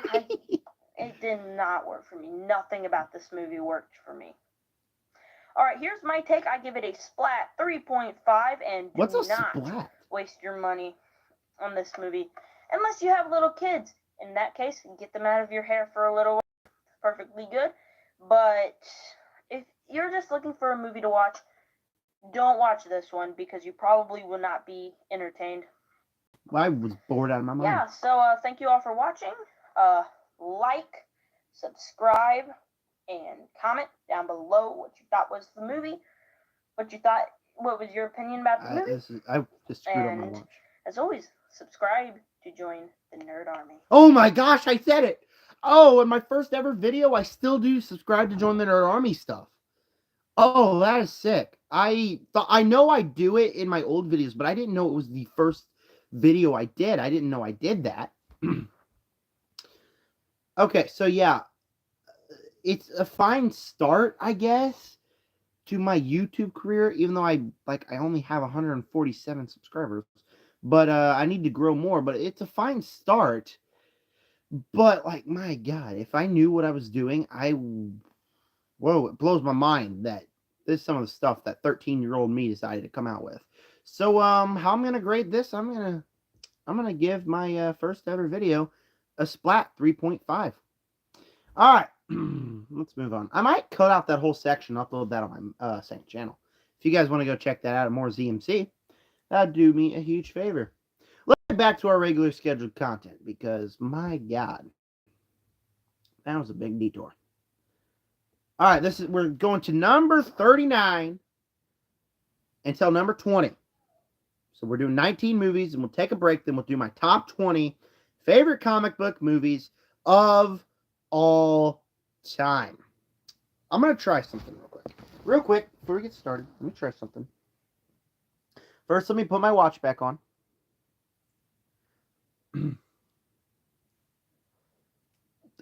Excuse me. Calabasai. I'm going to put the camera right here, facing my studio. I'm going to move this, move that. I'm going to stand. Put that up so you guys can see my face. I'm going to stand because my legs need some serious stretching. When I stretch like this, it makes me look fatter than I already am. Okay. Standing at this angle does not make me look super healthy, but I need to because, look, it's basically you're just down here, okay, looking up. That looks even worse. And really, I'm only looking at that. Like, I'm only just a little bit. Actually, I'm a lot of fat. Okay. Regular schedule programming. Number 39, we're going with Deadpool, the original Deadpool. It's well known that, not really well known because I haven't even uploaded the, David Leitch ranking that will be coming out today. Make sure to stay tuned for that. But the first Deadpool, I think, is fine. I think it's really funny. There's a lot of funny moments. I die laughing every time I watch this movie. I've only seen it once. I don't know why I phrase it like that. There's some cool action sequences in this movie. Ryan Reynolds is great as always. It's unique for sure that it's able to tell the story, an origin story of Deadpool, while it's also being this movie that is focusing on Deadpool and his revenge plot, all under 2 hours. I think that is by far one of my favorite things about this movie is that it's able to do that. At the same time, even though it does that, I think it's still paced a little weird. It is paced really, really weird to where there are moments that the movie drags, and then as we get to the ending of the movie, it just feels like we're missing some stuff, and then it feels like Deadpool is going to fight a non-superpowered villain, and it's just all weird. And so there are some issues. I picked up a crumb of my chicken nuggets. Let me throw those away. Anyhow, it's got issues. I think it's fun, but it's got issues. So it's not. It kind of disappointed me a little bit after I finished watching it. Number 38, Spider-Man: Far From Home. And this is a movie that the internet loves to hate on. I personally think it's a fine movie. I have fun with the movie every time I watch it. Yes, it's got problems. Yes, it doesn't make any sense how Spider-Man would have these glasses and any sense on what what's his name? Magneto? No, that's not him. Mysterio. That's his name. It doesn't make any sense on how Mysterio would make his plan and get the glasses. That doesn't make any sense whatsoever. But there were some solid moments in this movie. I still think the action is great. And as we head to the third act is really good in this movie. Unfortunately, the same thing with kind of like Far From Home, which is much more up there on this list, we'll talk about, is that the movie kind of feels like it just takes some plot contrivances that doesn't make any sense and able to get to the finale. And while the finale is great, while a lot of the movie is great, there's still some stuff that doesn't make any sense. But I still think that it's a pretty good Spider-Man movie. 37, Spider-Man 2. Sam Raimi's Spider-Man 2. I'm gonna say something here. I still think this movie's a little bit overrated, but I had a lot more fun with the movie than I did the first time I actually watched the movie. I still think that the Raimi trilogy is a product of its time, but I do like Tobey Maguire. I think the action sequences in this movie are cool. The villain of Otto Octavius is really cool. There's some emotional moments in this movie about Aunt May being upset that Peter is technically the reason that Uncle Ben got killed. Peter quitting being Spider-Man is a really unique idea that I think really works in this movie. And so there's a lot of things that I liked about this movie. I still think that it's a product of its time. I still think the Raimi trilogy is overrated, but Spider-Man 2 I did really enjoy. 36, Shazam. The first Shazam. I do really enjoy this movie. I think that this movie is really, really good. I feel like the first hour of the movie is much better when it's about the kids and the family moments and the comedy aspect of a big superhero or a little kid, not a little kid, but a kid in a superhero's body. I think that's where the movie's at its best. But for Spider-Man 2, the movie, not Spider-Man 2, what am I talking about? For Shazam, the movie gets much better as it heads through the final hour of the superhero stuff. Like I said, the superhero stuff isn't all that interesting until the final hour, and the final hour has some interesting stuff. Even the final battle, I think, is really fun. Also, the movie's really funny. Like, the movie is really, really funny. I like Zachary Levi, and he's great in this role of Shazam. Asher Angel is great in this movie as well, so there's a lot of stuff that I like about this movie, even though that the superhero stuff can be kind of dull for that first hour. It takes a little bit getting used to. 35, Doctor Strange in the Multiverse of Madness. A lot of people hate this movie.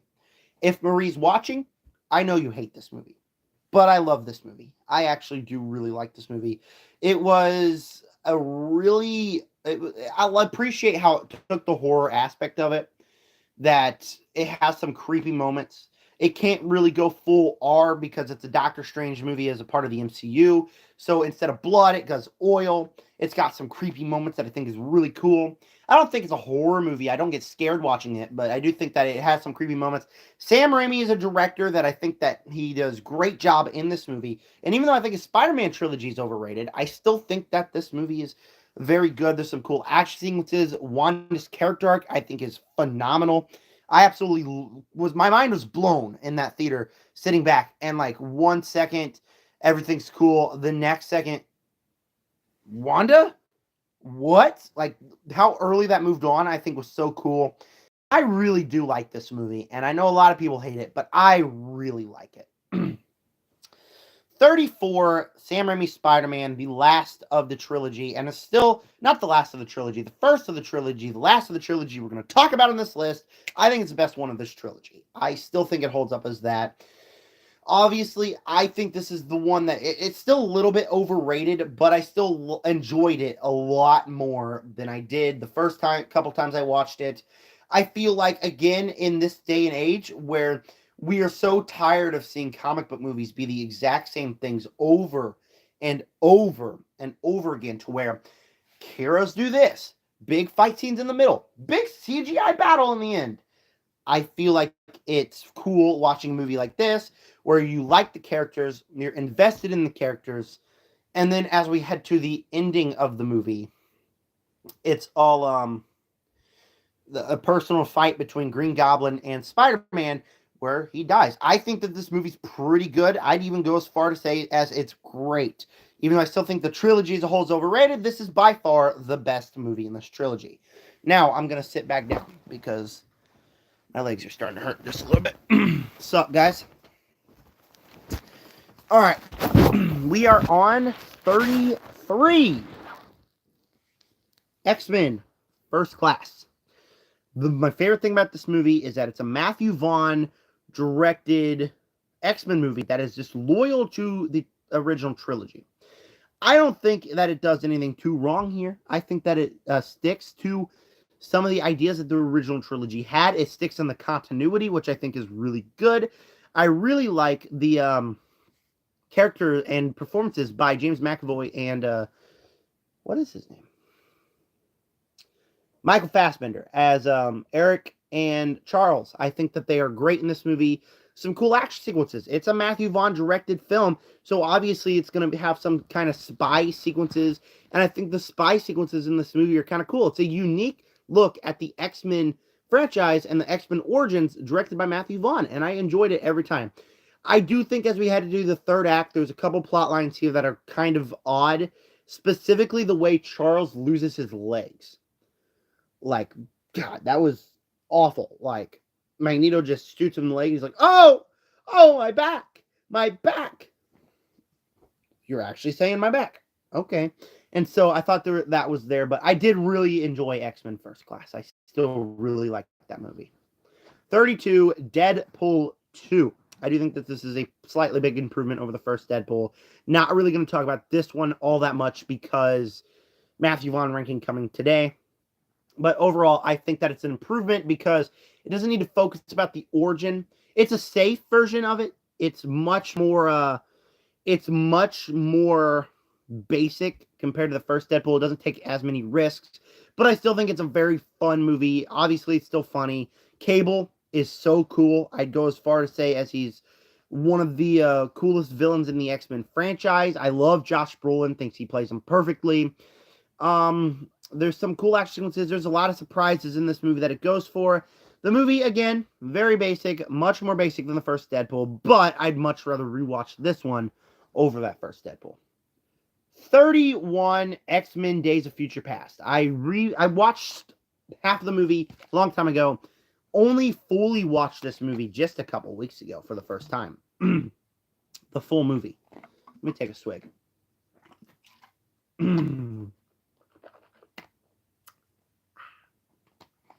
So this is kind of a new watch for me. I really loved it the first time I watched it. The bit that I watched, I still really liked. I thought it was really cool. I really liked a lot of the things that this movie is able to do. The time travel aspect of it all. Again, trying to be a sequel to X-Men First Class while also being a legacy sequel to the 2000s X-Men. I thought that was really kind of cool. There's some cool action sequences. The score in this movie is brilliant. I was moved by the score. Like, wow, that made me like, get shivers, goosebumps every time Magneto was on screen. There were a couple really cool things there, and all the action is pretty neat as well. the thing that really holds this one together is the fact that it is between the new trilogy and the old trilogy, and how it seamlessly fits that one together just a little bit. And I did really enjoy that movie. So I do really like this movie. I do have an issue.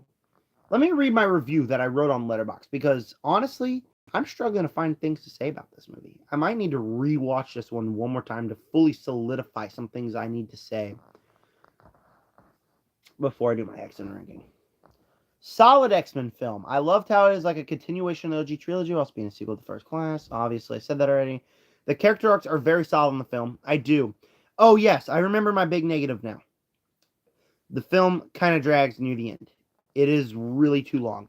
There are some sequences where I felt like I was getting kind of sleepy-eyed and ready to take a nap. Because, specifically with the Charles character arc, that I did enjoy the Charles character arc. But I felt like it could have been handled much smoother, to where we spent so much time on it to where I was just starting to get a little glossy-eyed. And when I'm watching a movie, I don't want to get glossy-eyed. So there was that. But still, I think it's a very solid movie. Number 30, Wonder Woman, the original Wonder Woman. See how much of an improvement this one was over Wonder Woman 1984. I think that this movie is very solid. I do really enjoy this movie. I love all the war stuff. The score in this movie is awesome. The action sequences are great. I'm one of the few people that do like that third act with the big CGI battle between Wonder Woman and the Ares. I think that's a really cool action sequences. And the sacrifice between Chris Pine's character of Steve is really great in this movie as well. What is it with World War II movies and people named Steve and sacrificing themselves in a plane? Have you ever noticed that? Anyways, it's a really solid movie. I do really enjoy this movie. It's another movie like Ant-Man and the Wasp and what's that other one? Avengers Age of Ultron, to where the last viewing I had, I didn't enjoy it as much, but I still think it's a very solid comic book movie. This is one I do need to rewatch before I upload my DCEU ranking. Number 29, the original Aquaman. Much better than the first Aquaman, or the second Aquaman, rather. Excuse me. Because the movie is made in 2018, the height of superhero films, where we were just eating up everything.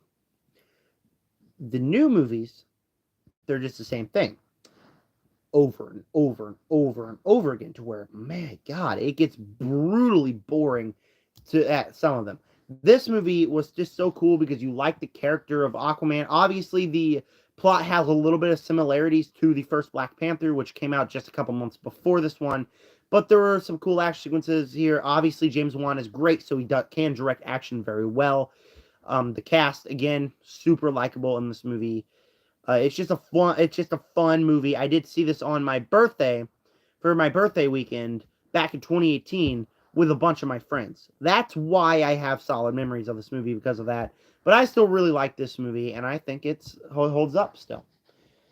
Okay, controversial alert at number 28. My 28th favorite comic book movie of all time. I'm going with The Eternals.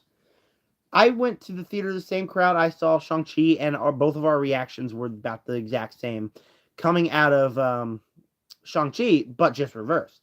I loved the movie, while everybody in that car hated it. Everybody hated this movie, except me. I thought it was kind of unique. It was kind of interesting. If you remember, 2021 was a time where I just kind of quit my YouTube channel, started feeling like work. I just didn't enjoy it as much as I did back in 2020. Plus, I couldn't make good content.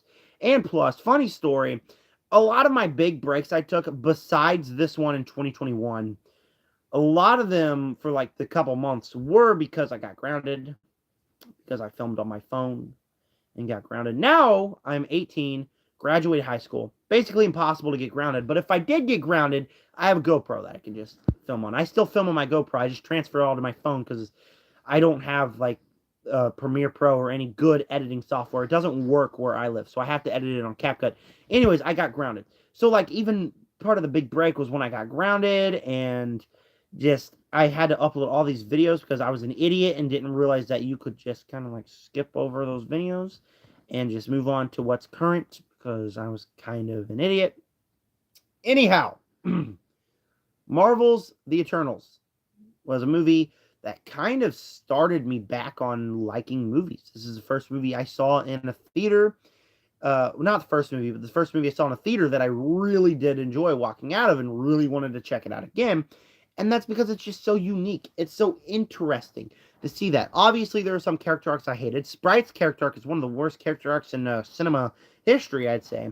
But I still think it's really cool. There's some cool action sequences. Chloe Zhao directs this one brilliantly. It's beautifully looking, and I did really enjoy this movie. So I get like a lot of people hate this movie, but I really like it. The Batman, directed by Matt Reeves, my personal favorite director of all time. And I do think that the movie is good. I think it drags for a little bit in the middle. I saw this once out of theater, never checked it out again. I've seen the first half hour like 20 dozen times. Love it. But because the movie's 3 hours long, when I put it on the background, it's much more difficult to watch this movie than like a 90-minute movie in the background. So I never had a chance to check it out again. But it's something that I'm going to do very soon. But when I watched it, felt like it was very, it kind of dragged in the middle there for a little bit. Score, great. Action sequences, great. The costume set design for Gotham, phenomenal. The score, like I said, awesome. Robert Pattinson is great. As we head to the third act, I think the movie gets really good. It just drags for like a total of like a half hour there in the middle. That really waned my excitement to the movie. But for a Batman movie, seeing this world of Gotham be put like it's actually treated like a person to the what Gotham actually has to be, I thought that was brilliant about this movie, and that's why I liked it so much. Okay, we got kind of a double feature here in 31 and 30, or not 31 and 30, what am I talking about? 29, 28, 27, 26, and 25. X2, the second X-Men movie. I need to rewatch these movies before my X-Men ranking. They're a little bit dated. I really like this movie. I really like the plotline about Stryker. He's a great villain. Getting to explore some of Wolverine's past is awesome. The action sequences are great. Bryan Singer is, again, a great director. So I loved a lot of stuff that this movie did. I, again, need to rewatch it. It's been a long time since I've seen it. But this is a great sequel to the first X-Men movie that I thought was really great. On the same lines, X-Men 1. These are two movies right here that are just, again, calling back to the early 2000s, because it was in the early 2000s, to where it doesn't need to be fate of the world consequences. It could just be a personal movie with some a budget and some cool looking scenes, and it didn't have to be fate of the world stuff. Not anything like the X-Men franchise is now. It starts this, and I think it's very cool, and I think both of these movies are just very solid in that aspect. First X-Men movie.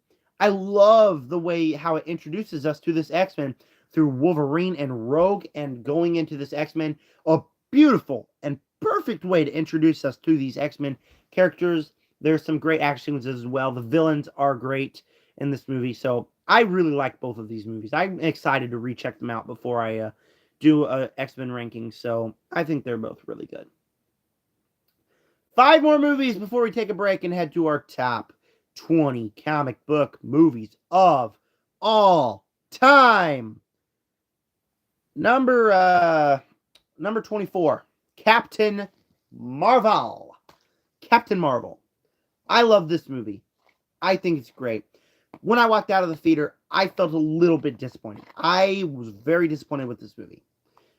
But when Disney Plus came out, I was grounded from TV, and the one thing my mom would keep turning on is Captain Marvel. So I saw this movie so many times, and I had a lot of fun with it the more I watched it, and I still love the twist in this movie.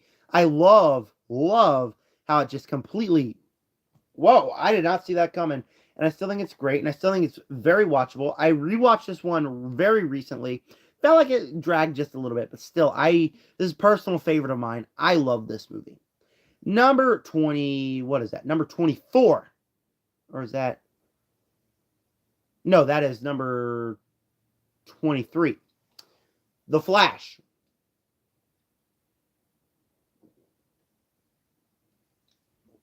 Aren't I so gangster? I just gave a very unpopular opinion and just took a swig of water for like 20 seconds before I can explain what my opinion's like. The Flash. I get it. CGI, terrible. It is awful CGI.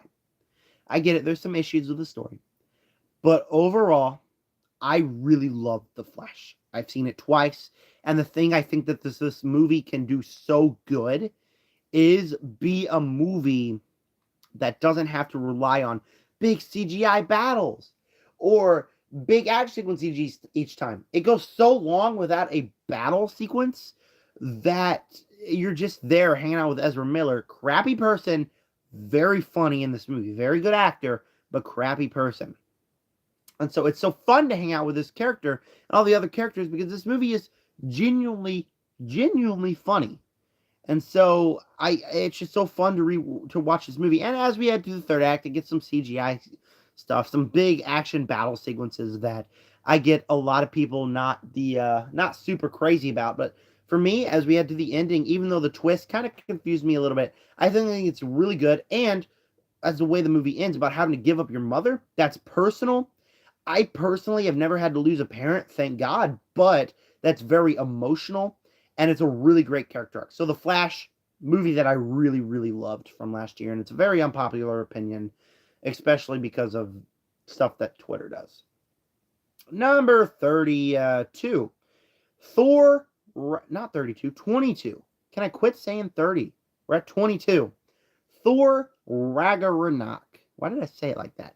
Ragnarok. Thor Ragnarok. Love this movie. Genuinely think it's funny. It's genuinely hilarious. Taika Waititi's got a great sense of humor. The villain of Hela is phenomenal. There are some great action sequences. Having a team-up movie between Thor and Hulk is just genuinely awesome inside this movie. So it's, like I mentioned, it's genuinely funny. It's genuinely charming. And it genuinely feels like it genuinely feels big for Asgard, and that we finally get to explore the plot line about Ragnarok at Asgard. I think it's really cool in this movie, and so this is just a very fun movie that I will just always enjoy watching, and it has to be up here because, to be honest, it's the greatest Thor movie, and it probably will never get replaced. Number 21, Ant-Man. I didn't mention earlier that the Ant-Man franchise never fully encapsulates on what had the potential could be with this first Ant-Man movie because, my God, this first Ant-Man movie is awesome. This is one of the most... This and Iron Man 3 are the two MCU movies that I will rewatch at least maybe twice every year because I never get old of them. The thing this movie does so well is blend two things. A comic book movie with a heist movie. It's a heist movie about Ant-Man stealing stuff, but it's also a comic book movie. It's also an origin story. And it does all those things and blends all those things so well that it's just so fun to watch. And I just really enjoy watching it every time I watch it. Obviously, Paul Rudd is great in this movie. There's some great action sequences in this movie. So it's a very fun movie and one of my personal favorite MCU films. Captain America, The First Avenger, a recent watch for me. And this Captain America trilogy I never was a fan of. Never really. But I recently rewatched all three movies, and I loved them all. As you see, we haven't even gotten to them until... What are we at? Okay, I'm a little lost. Where are we at? That's 25, 24, 23, 22, 24, 23. Hold on. It doesn't make any sense. I messed up with the math somewhere along the way. So this is number 21.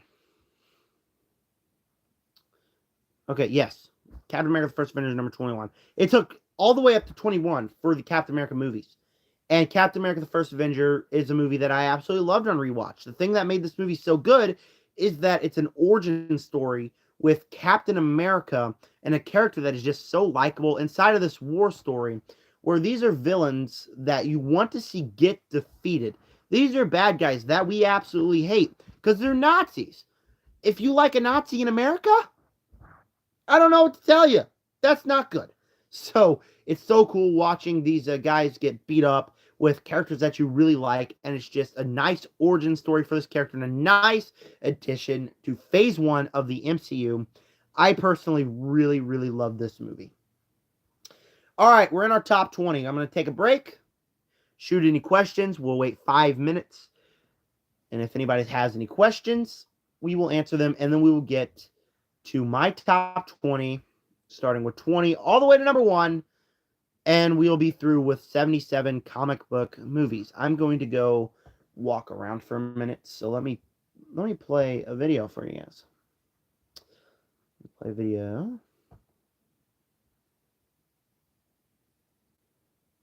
Which one do you guys want to watch? Let's turn on my Knuckles review. Alright, so this past weekend, a brand new Is Sonic it the a little Hedgehog loud? Oh, it's TV probably series because I have my titled computer Knuckles, all the way based up. off Hold of on. Knuckles, Hold on a minute, guys. released on Paramount Plus. This last week I binged There, you all guys can 6 hear it. episodes, and today I'm going to give you my review of the series. But before I get started, please make sure to subscribe, hit the like button, hit the bell, and comment down What a below. sexy man. What is your What a opinions on the sexy man. Knuckles TV show? Okay, I wanna I'm know gonna all that go more. My get something to backstory drink. of the Sonic I'll be back. franchise. The first Sonic movie was one of my favorite movies of 2020. I think it was either second or first. It was 2020, so that's not saying much. But I really did enjoy that movie. Second Sonic the Hedgehog, I had issues with it, but it's still fun.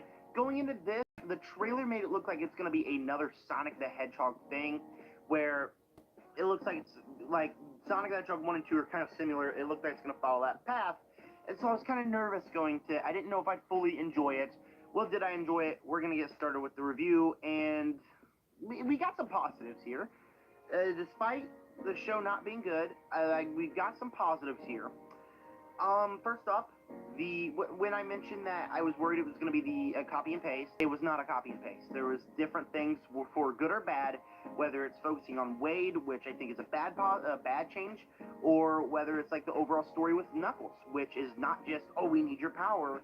There's like little kind of twist in there, so it's fresh. It's something that you haven't seen in this franchise already before, and so that was fun. The first 3 episodes I thought were really good. I really did enjoy those first 3 episodes. When you're just following with Knuckles, specifically Knuckles, and when he's hanging out with Wade, it's not just Wade by himself. I thought the show could be pretty fun. The 3rd episode with the Shabbat dinner, I think, was really, really, really fun. I absolutely had a blast. It has one of the better action sequences in a show like this that I've seen, and I'm surprised that there's not a lot of people talking about it because it was awesome. And there's just genuinely, the show is pretty funny. Even in the weaker episodes 4, 5, and 6, there's always moments that just give me the chuckles, whether it's stupid characters like the bowling commentators, or whether it's just Idris Elba's line delivery. I think it's all can be pretty funny, and it's a pretty funny show. Guess who's I back? find myself laughing while watching. Back again. Unfortunately, that's about where the positives end for the show. While the first 3 Knuckles sucks. Knuckles sucks, guys. Knuckles actually a pretty bad show. Comments. I'm busting to everywhere because I'm thinking of the chicken. War Dogs. Same, brother. I don't know if he's responding to the I don't have a girlfriend or that. The Goat says, hey, War Dogs, if you're watching still, what are you responding, brother, to? Are you responding same, brother, to the question, do you have a girlfriend? Or the question that I'm busing to everywhere because I'm thinking of the chicken? Because I'm a little bit confused. If you're busing everywhere because you're thinking of the chicken, I'm a little concerned over animal. I'm busting. I'm a little concerned, brother. Not gonna lie. Just a little concerned. Who the goofy freak is Pissmaster? That's what I'm wondering, too. Like, the guy that has the balls to say that comment is absolutely crazy. Flash was just a Batman movie. Not really. Not really. Not really at all. The Flash had a great character arc in that movie. Endgame is the best superhero movie. It's sure up there. It's in my top 20. It's in my top 20.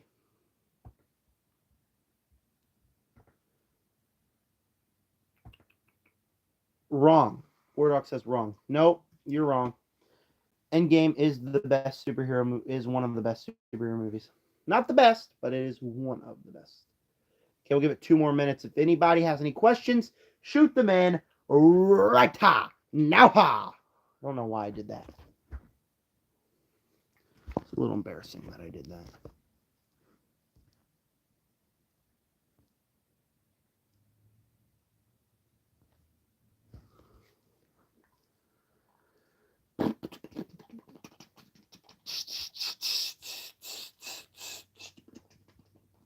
All right, I'm not waiting for questions. It's already 4:20. Already 4:20 p.m. I'm leaving in about an hour. I'm going to a Marcus Mystery movie. And so I'm going to get started with my top 20 favorite superhero movies of all time. Are you an actor? On stage, sometimes. I do theater. Wouldn't say I'm too bad at it either.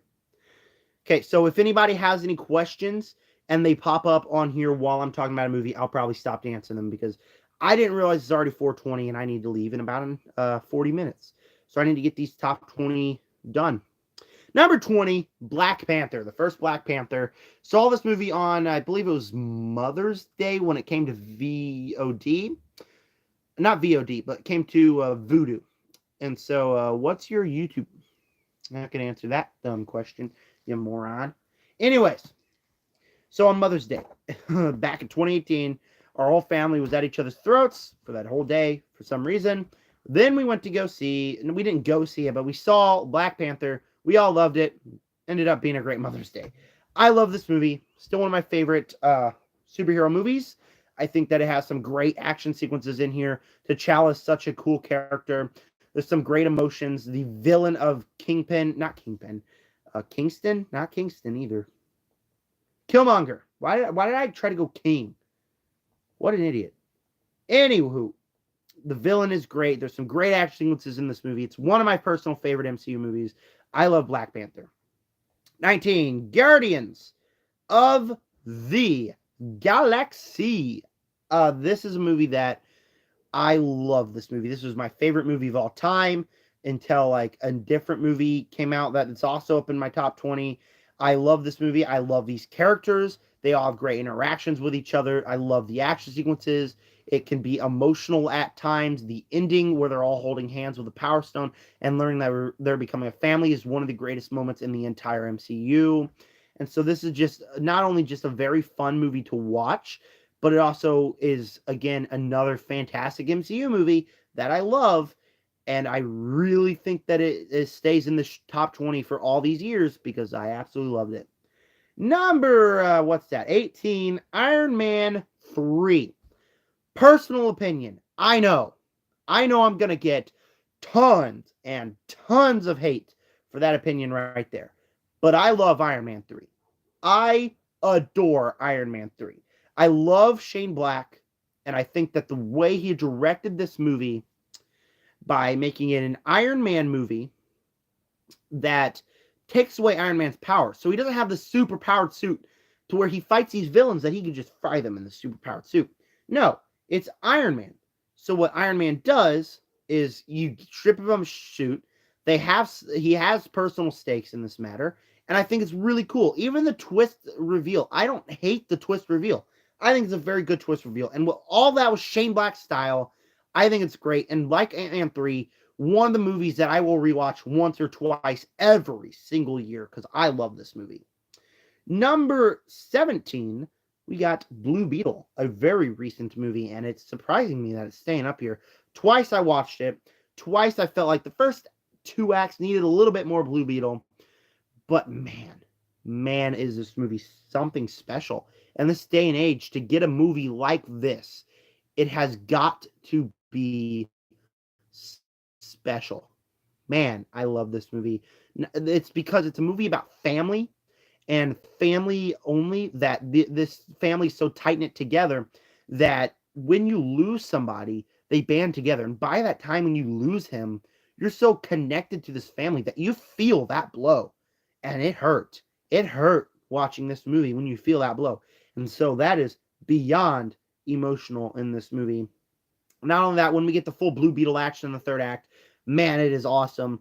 The action sequences are awesome to watch. And even like with the personal stakes, the villain, Carmax. He is not Carmax, but what's his? Is it over there? Is it? Oh, he's right here. The name is Carapax. Where's it? Carapax, I think. Anywho, even like the whole thing with him, he's just kind of a throwaway villain until we get to the third act, to where, whoa, we're actually going that far. And my goodness, it hurt deep. And so, more the movie goes on, the more awesome it gets. And it's special something when me and my brother can both leave a movie and both know that we both love the movie out of the theater. That was what was awesome. Number 15, I think. Yeah. Wait. No, 16. Number 16. I need to learn math, guys. I need to learn math. Number 16, Spider-Man. No Way Home. I love this movie. Of course, same thing with Far From Home. You got the plot contrivances that gets us to the area to where how we move from plot A to point B. But it's just handled so perfectly. It is handled so perfectly where after we get from that, because you love Peter. It's a movie that has cameos with the villains of the original Spider-Man franchise and the Amazing Spider-Man franchise, but you don't care about that because the plot with Peter from this specific trilogy is really good. It's a really good plot with this Peter from this specific trilogy, and the way his plot lines are handled in this movie are just great and emotional. And even like in the end of the movie where he has to make the decision, everybody forget him or the world ends, and he makes the decision. It is emotional. There's deaths in this movie that you don't believe actually happened. And even like with the cameo stuff, it's awesome. This movie is absolutely awesome in this movie. And so I really love this movie. I think it's one of my favorites, MCU movies and comic book movies. And it is one of my favorite movies of this decade.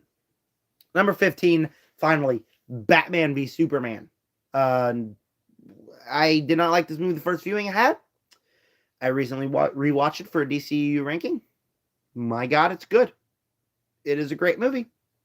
It is really perfect. I really do think so. Again, with the way that the year of 2024 to where we're getting all these superhero movies, but they're all just the same. They're just the same thing over and over again. Where hero does this, then in the middle they have action sequences, then we get a big CGI battle. So cool watching this and watching a mature superhero movie to where it's so mature. Same thing with the Captain America trilogy. Going back and watching what actual great superhero movies can be. This is one of them, and I absolutely adore this movie. This and number 14, Zack Snyder's Justice League. I used to crap on Zack Snyder, and now I feel bad for it because these are two brilliant movies that are just so mature. With this one, you get all these characters, they band together. Thank God they don't use the Aerosmith song like Joss Whedon did, but it's just so brutal and violent. And in this big built-out world that Zack Snyder is creating, he's building out this world. It is so awesome that we get to see this world and how it plays out in Zack Snyder's mind with this movie. All three of these movies, I think, have cool ideas. Most of them brilliant that I really wish they expanded out. And I'm not a Zack Snyder guy. I like Zack Snyder. I'm not a Zack Snyder cultist. I'm not the guy that goes on Twitter, restore the Snyderverse. James Gunn, you're going to suck. I like both of them. I like movies. So obviously, I'm going to like these movies. And I think both of these are really, really good. 13, The Avengers. I'm confused.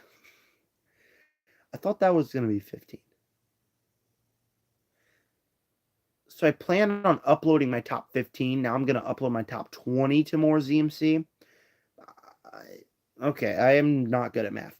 13, The Avengers. What makes this movie so compelling is you're with these characters that you built up everyone in phase 1 to where we get in this movie where they culminate together and they all have great chemistry with each other. It's fun. While this movie may not be perfect, while it does have issues for sure, this is one of the most fun MCU movies because you're following the characters that you really like. They have great chemistry with each other, and it's just fun to hang out with these characters for 2.5 hours, and that's what's really cool about this movie.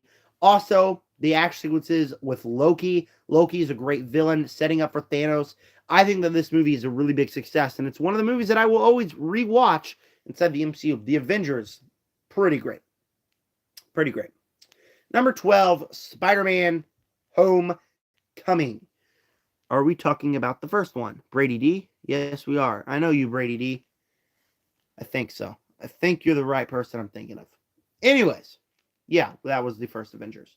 Spider-Man Homecoming at number 12. This is a movie that did dethrone Guardians of the Galaxy back when I was young for my favorite movie of all time. What makes this movie so compelling is that it's Spider-Man, but he's a high schooler. So he's so relatable to people like us who are going through high school. We just get to hang out with another high schooler. Tom Holland, great in this role. There's some great action sequences. It's personal. It's not like Fate of the World. It's about he's trying to stop the Vulture from robbing Tony Stark. That's a personal story. There's a twist in this movie that if for some reason you haven't watched, I'm not going to spoil it because I did not see it coming. The moment this twist happened, I was shocked. When Family Video was still a thing, rest in peace, Family Video. We rented this movie for 5 days and I watched it every day. I love this movie. Great twist, great action, great personal story with Peter Parker. I do love this movie. I think it's pretty great. Number 11, Captain America, The Winter Soldier. This is another movie. I didn't mean to click on it. This is another one of the Captain America movies that I wasn't the biggest fan of, and now rewatching it, I really love. Again, because it's not the same thing. In a lot of ways, this is a movie that really starts to make the MCU feel like a universe. Instead of just everybody teaming up at the Avengers movie, in the Avengers movies, they team up in this movie. It feels like a lived-in world because Captain America gets to team up with Black Widow and some great action sequences. Joe and Anthony Russo, every single one of their movies are in this top 20 right here because I absolutely love them. I think there's some great action sequences in Captain America the Winter Soldier. The twist reveal with Bucky, obviously we all knew it was coming, but it was handled so perfectly. This is a great movie, and I'm really glad I rewatched it because now I really love Captain America the Winter Soldier. We're under our top 10. Brady D says, amazing movie. I agree. Captain America the Winter Soldier is a great movie. Top 10. My top 10 comic book movies of all time. Here we go. Number 10 is Logan. I recently watched this like a week or two ago. Loved it. I absolutely love this movie. I mean, what makes the movie so good is that you spend all this time with Wolverine inside this franchise, and now you get here to where he's old. He's taking care of Professor Charles Xavier. We get to see where these characters are at this point in time in their life, and getting to hang out with Logan as he's brutally killing all these people is really cool. Him with this little girl, they have great chemistry as we head to the end. There's some great emotions. Every action sequences in this movie are phenomenal. They are some of the best action sequences I've ever seen. There's some, there is the score, which is phenomenal in this movie. This is my favorite X-Men movie, and I don't think it's going to switch up. Typically, I try to avoid recent watches in this top 10 without rewatching it several times, but this is one that I truly loved and was something special. I loved Logan. Number 9, another Captain America movie. Captain America Civil War, another recent watch. I rewatched finally. Civil War is great. Civil War is great. I loved Civil War. It's very much an Avengers movie that focuses on Captain America.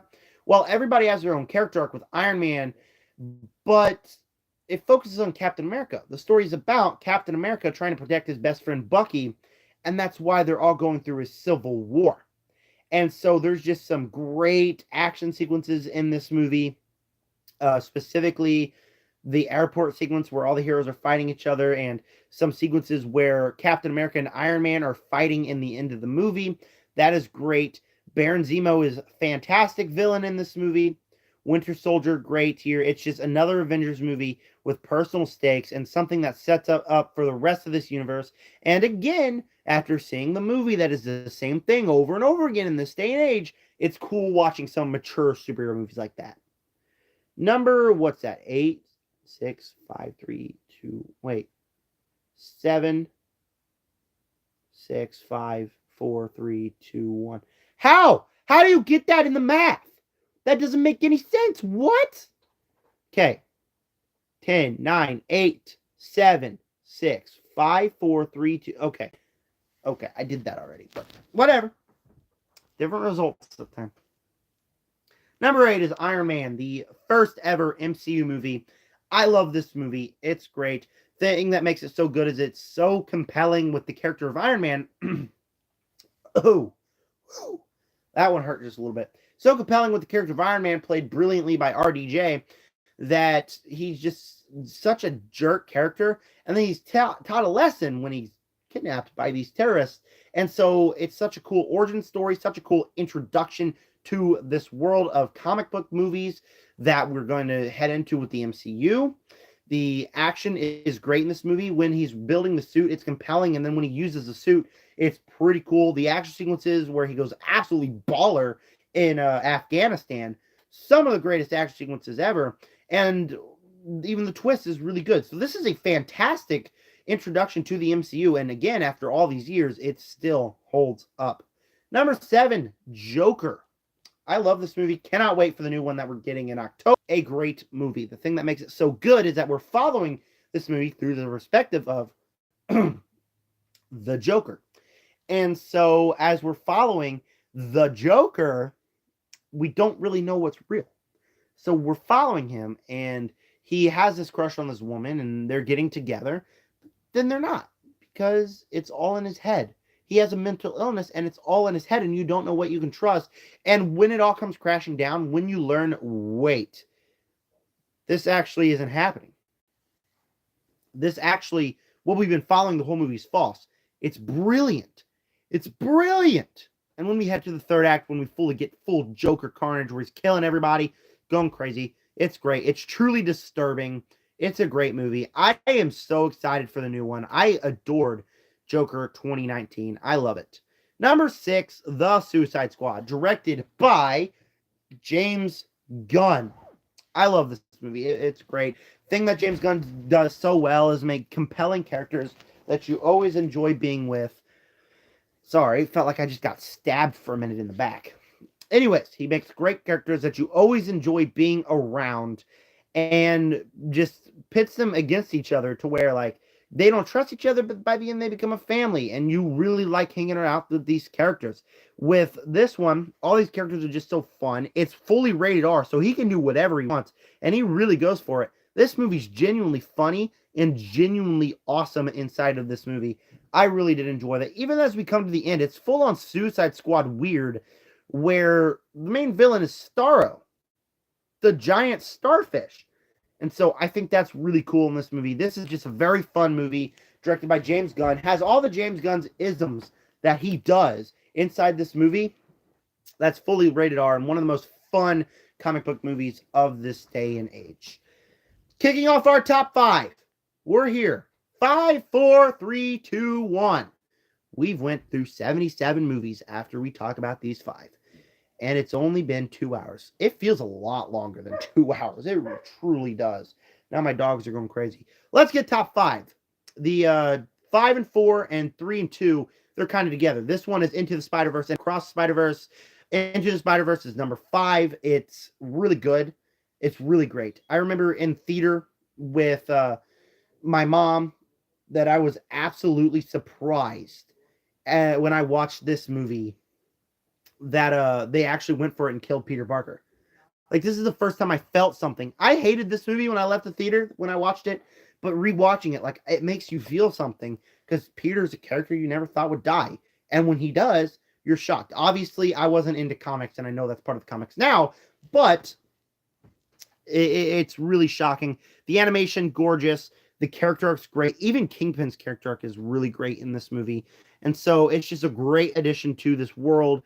And I just really loved this movie and set it up so beautifully and perfectly inside this franchise. But even better is number 4, Spider-Man Across the Spider-Verse. I loved Spider-Man Across the Spider-Verse, and I still do. Every time I rewatch it, it's just so brilliant. Where this is a movie that it's not made for kids. That can be the biggest problem, that it's not made for kids. It doesn't focus on the little kiddies. Even like Into the Spider-Verse got moments for kids. But this movie is slow, that it starts out with. Has Miles go through his character arcs, and they're really great. But it really pays it off as you head to the ending, where you get some action sequences, you get some fun Spider-Man stuff you want, but then you pay off with the emotional action sequences where you learn that his dad has to die. Spider-Man has to make a sacrifice. That is the thing that Spider-Man does. And as we head into that, my God, it's emotional. It's crazy as you see Miles desperately trying to get back to save his dad. And right when you think he does, you realize he goes to the wrong world, and the plot twist that, my man, it blows my mind every time what they did here. It is so brilliant. It is so perfect. I loved Across the Spider-Verse. And the goats, for that comment earlier, I should block you because it's a fantastic movie. Okay. 3 and 2 is Avengers Endgame and Avengers Infinity War. 3 Endgame, yeah, it's 3 hours. Yeah, it's a little long, but it is almost perfect conclusion to this trilogy. I used to say my favorite movie after the first watch I made. So my mom and dad went to see this in the theaters. They said, yeah, we'd take you even though we didn't like it. How you can't like Avengers Endgame, I don't know. So they never did. I never got to see this in the theater. Thanks, Mom and Dad. My brother, when it came out on Blu-ray, went to a friend's house. Excuse me. They saw Avengers Endgame. Still haven't seen it. I was very late to the party on watching this movie, and I love the MCU. I was mad. But when I first watched it, I told myself it was my favorite movie of all time. I adored this movie. I thought it was absolutely brilliant, the stuff that it does. And even as they go back in time, something you weren't expecting to happen within this movie, that they actually full-on go for it. They're actually full-on ballsy as they do that in this movie, and it all pays off when we get to the finale, where it's just 45 minutes to an hour, probably more leaning toward an hour and 5 minutes, of just big CGI battle. But it's awesome, because everything that you've been leading up to in this universe that you've been setting up for 11 years now is all paid off perfectly, and I loved it. I love this movie. It's a great payoff to it. But as Brady D is saying in the comments, Infinity War is better, and it is. Infinity War is number 2. This is my personal comfort movie. This is the comfort movie that every single time I'm sick, I will watch this movie no matter what. I was sick a couple weeks ago. I watched this movie. So there's that. Endgame is greatest superhero movie. Infinity War is better. I'm with Brady D on this one. But anyways, yeah, Avengers Infinity War. It's so cool because you see all these characters. In Avengers Endgame, it focuses on the main Avengers because everybody dies. And this one, you get to see this whole world. You get to go from story to story to story with this entire world with characters that you absolutely grow up loving inside this entire universe. And it all pays off as you get to the end with that big battle in Wakanda with Thanos. It's awesome. It's entertaining. It's emotional. It is phenomenal. One of my favorite comic book movies. It's up there. The Infinity War and Endgame duology is great. The Into the Spider-Verse, Across Spider-Verse duology is great. But my favorite superhero movie of all time is also my favorite movie of all time. It's The Dark Knight. All the way up 77 movies, and we get to my favorite of all time, which is The Dark Knight. In this world that Christopher Nolan has set up, it is so brilliant movie that you're inside this world and you get the Joker, and he's just such a compelling character because he is he's a killer, but his main drive is he just wants to make Batman mad.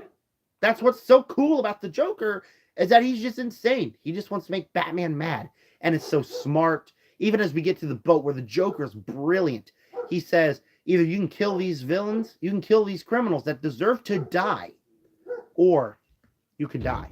And it's just such a cool scene. The Joker, brilliantly played by Heath Ledger, rest in peace, is awesome. This movie is awesome, and it's my favorite movie of all time. It's my favorite comic book movie of all time, and I absolutely love this movie. It is a brilliant film.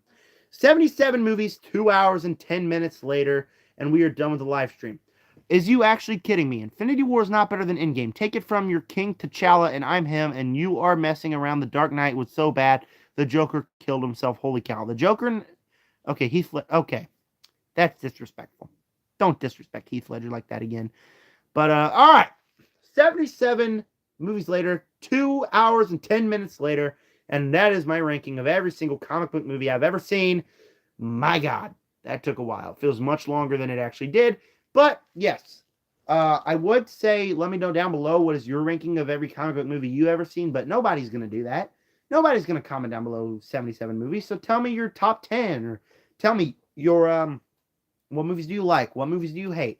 Dark Knight is amazing. Good job, Zach. Thank you, Brady Dean. All right, that's it. I'm going to go to my, I'm going to go see a mystery movie. Hopefully it's Hitman. So, yeah, stay tuned for all those videos. ZMC, that's me. Subscribe to the Nerd Army. Peace out. Bye-bye.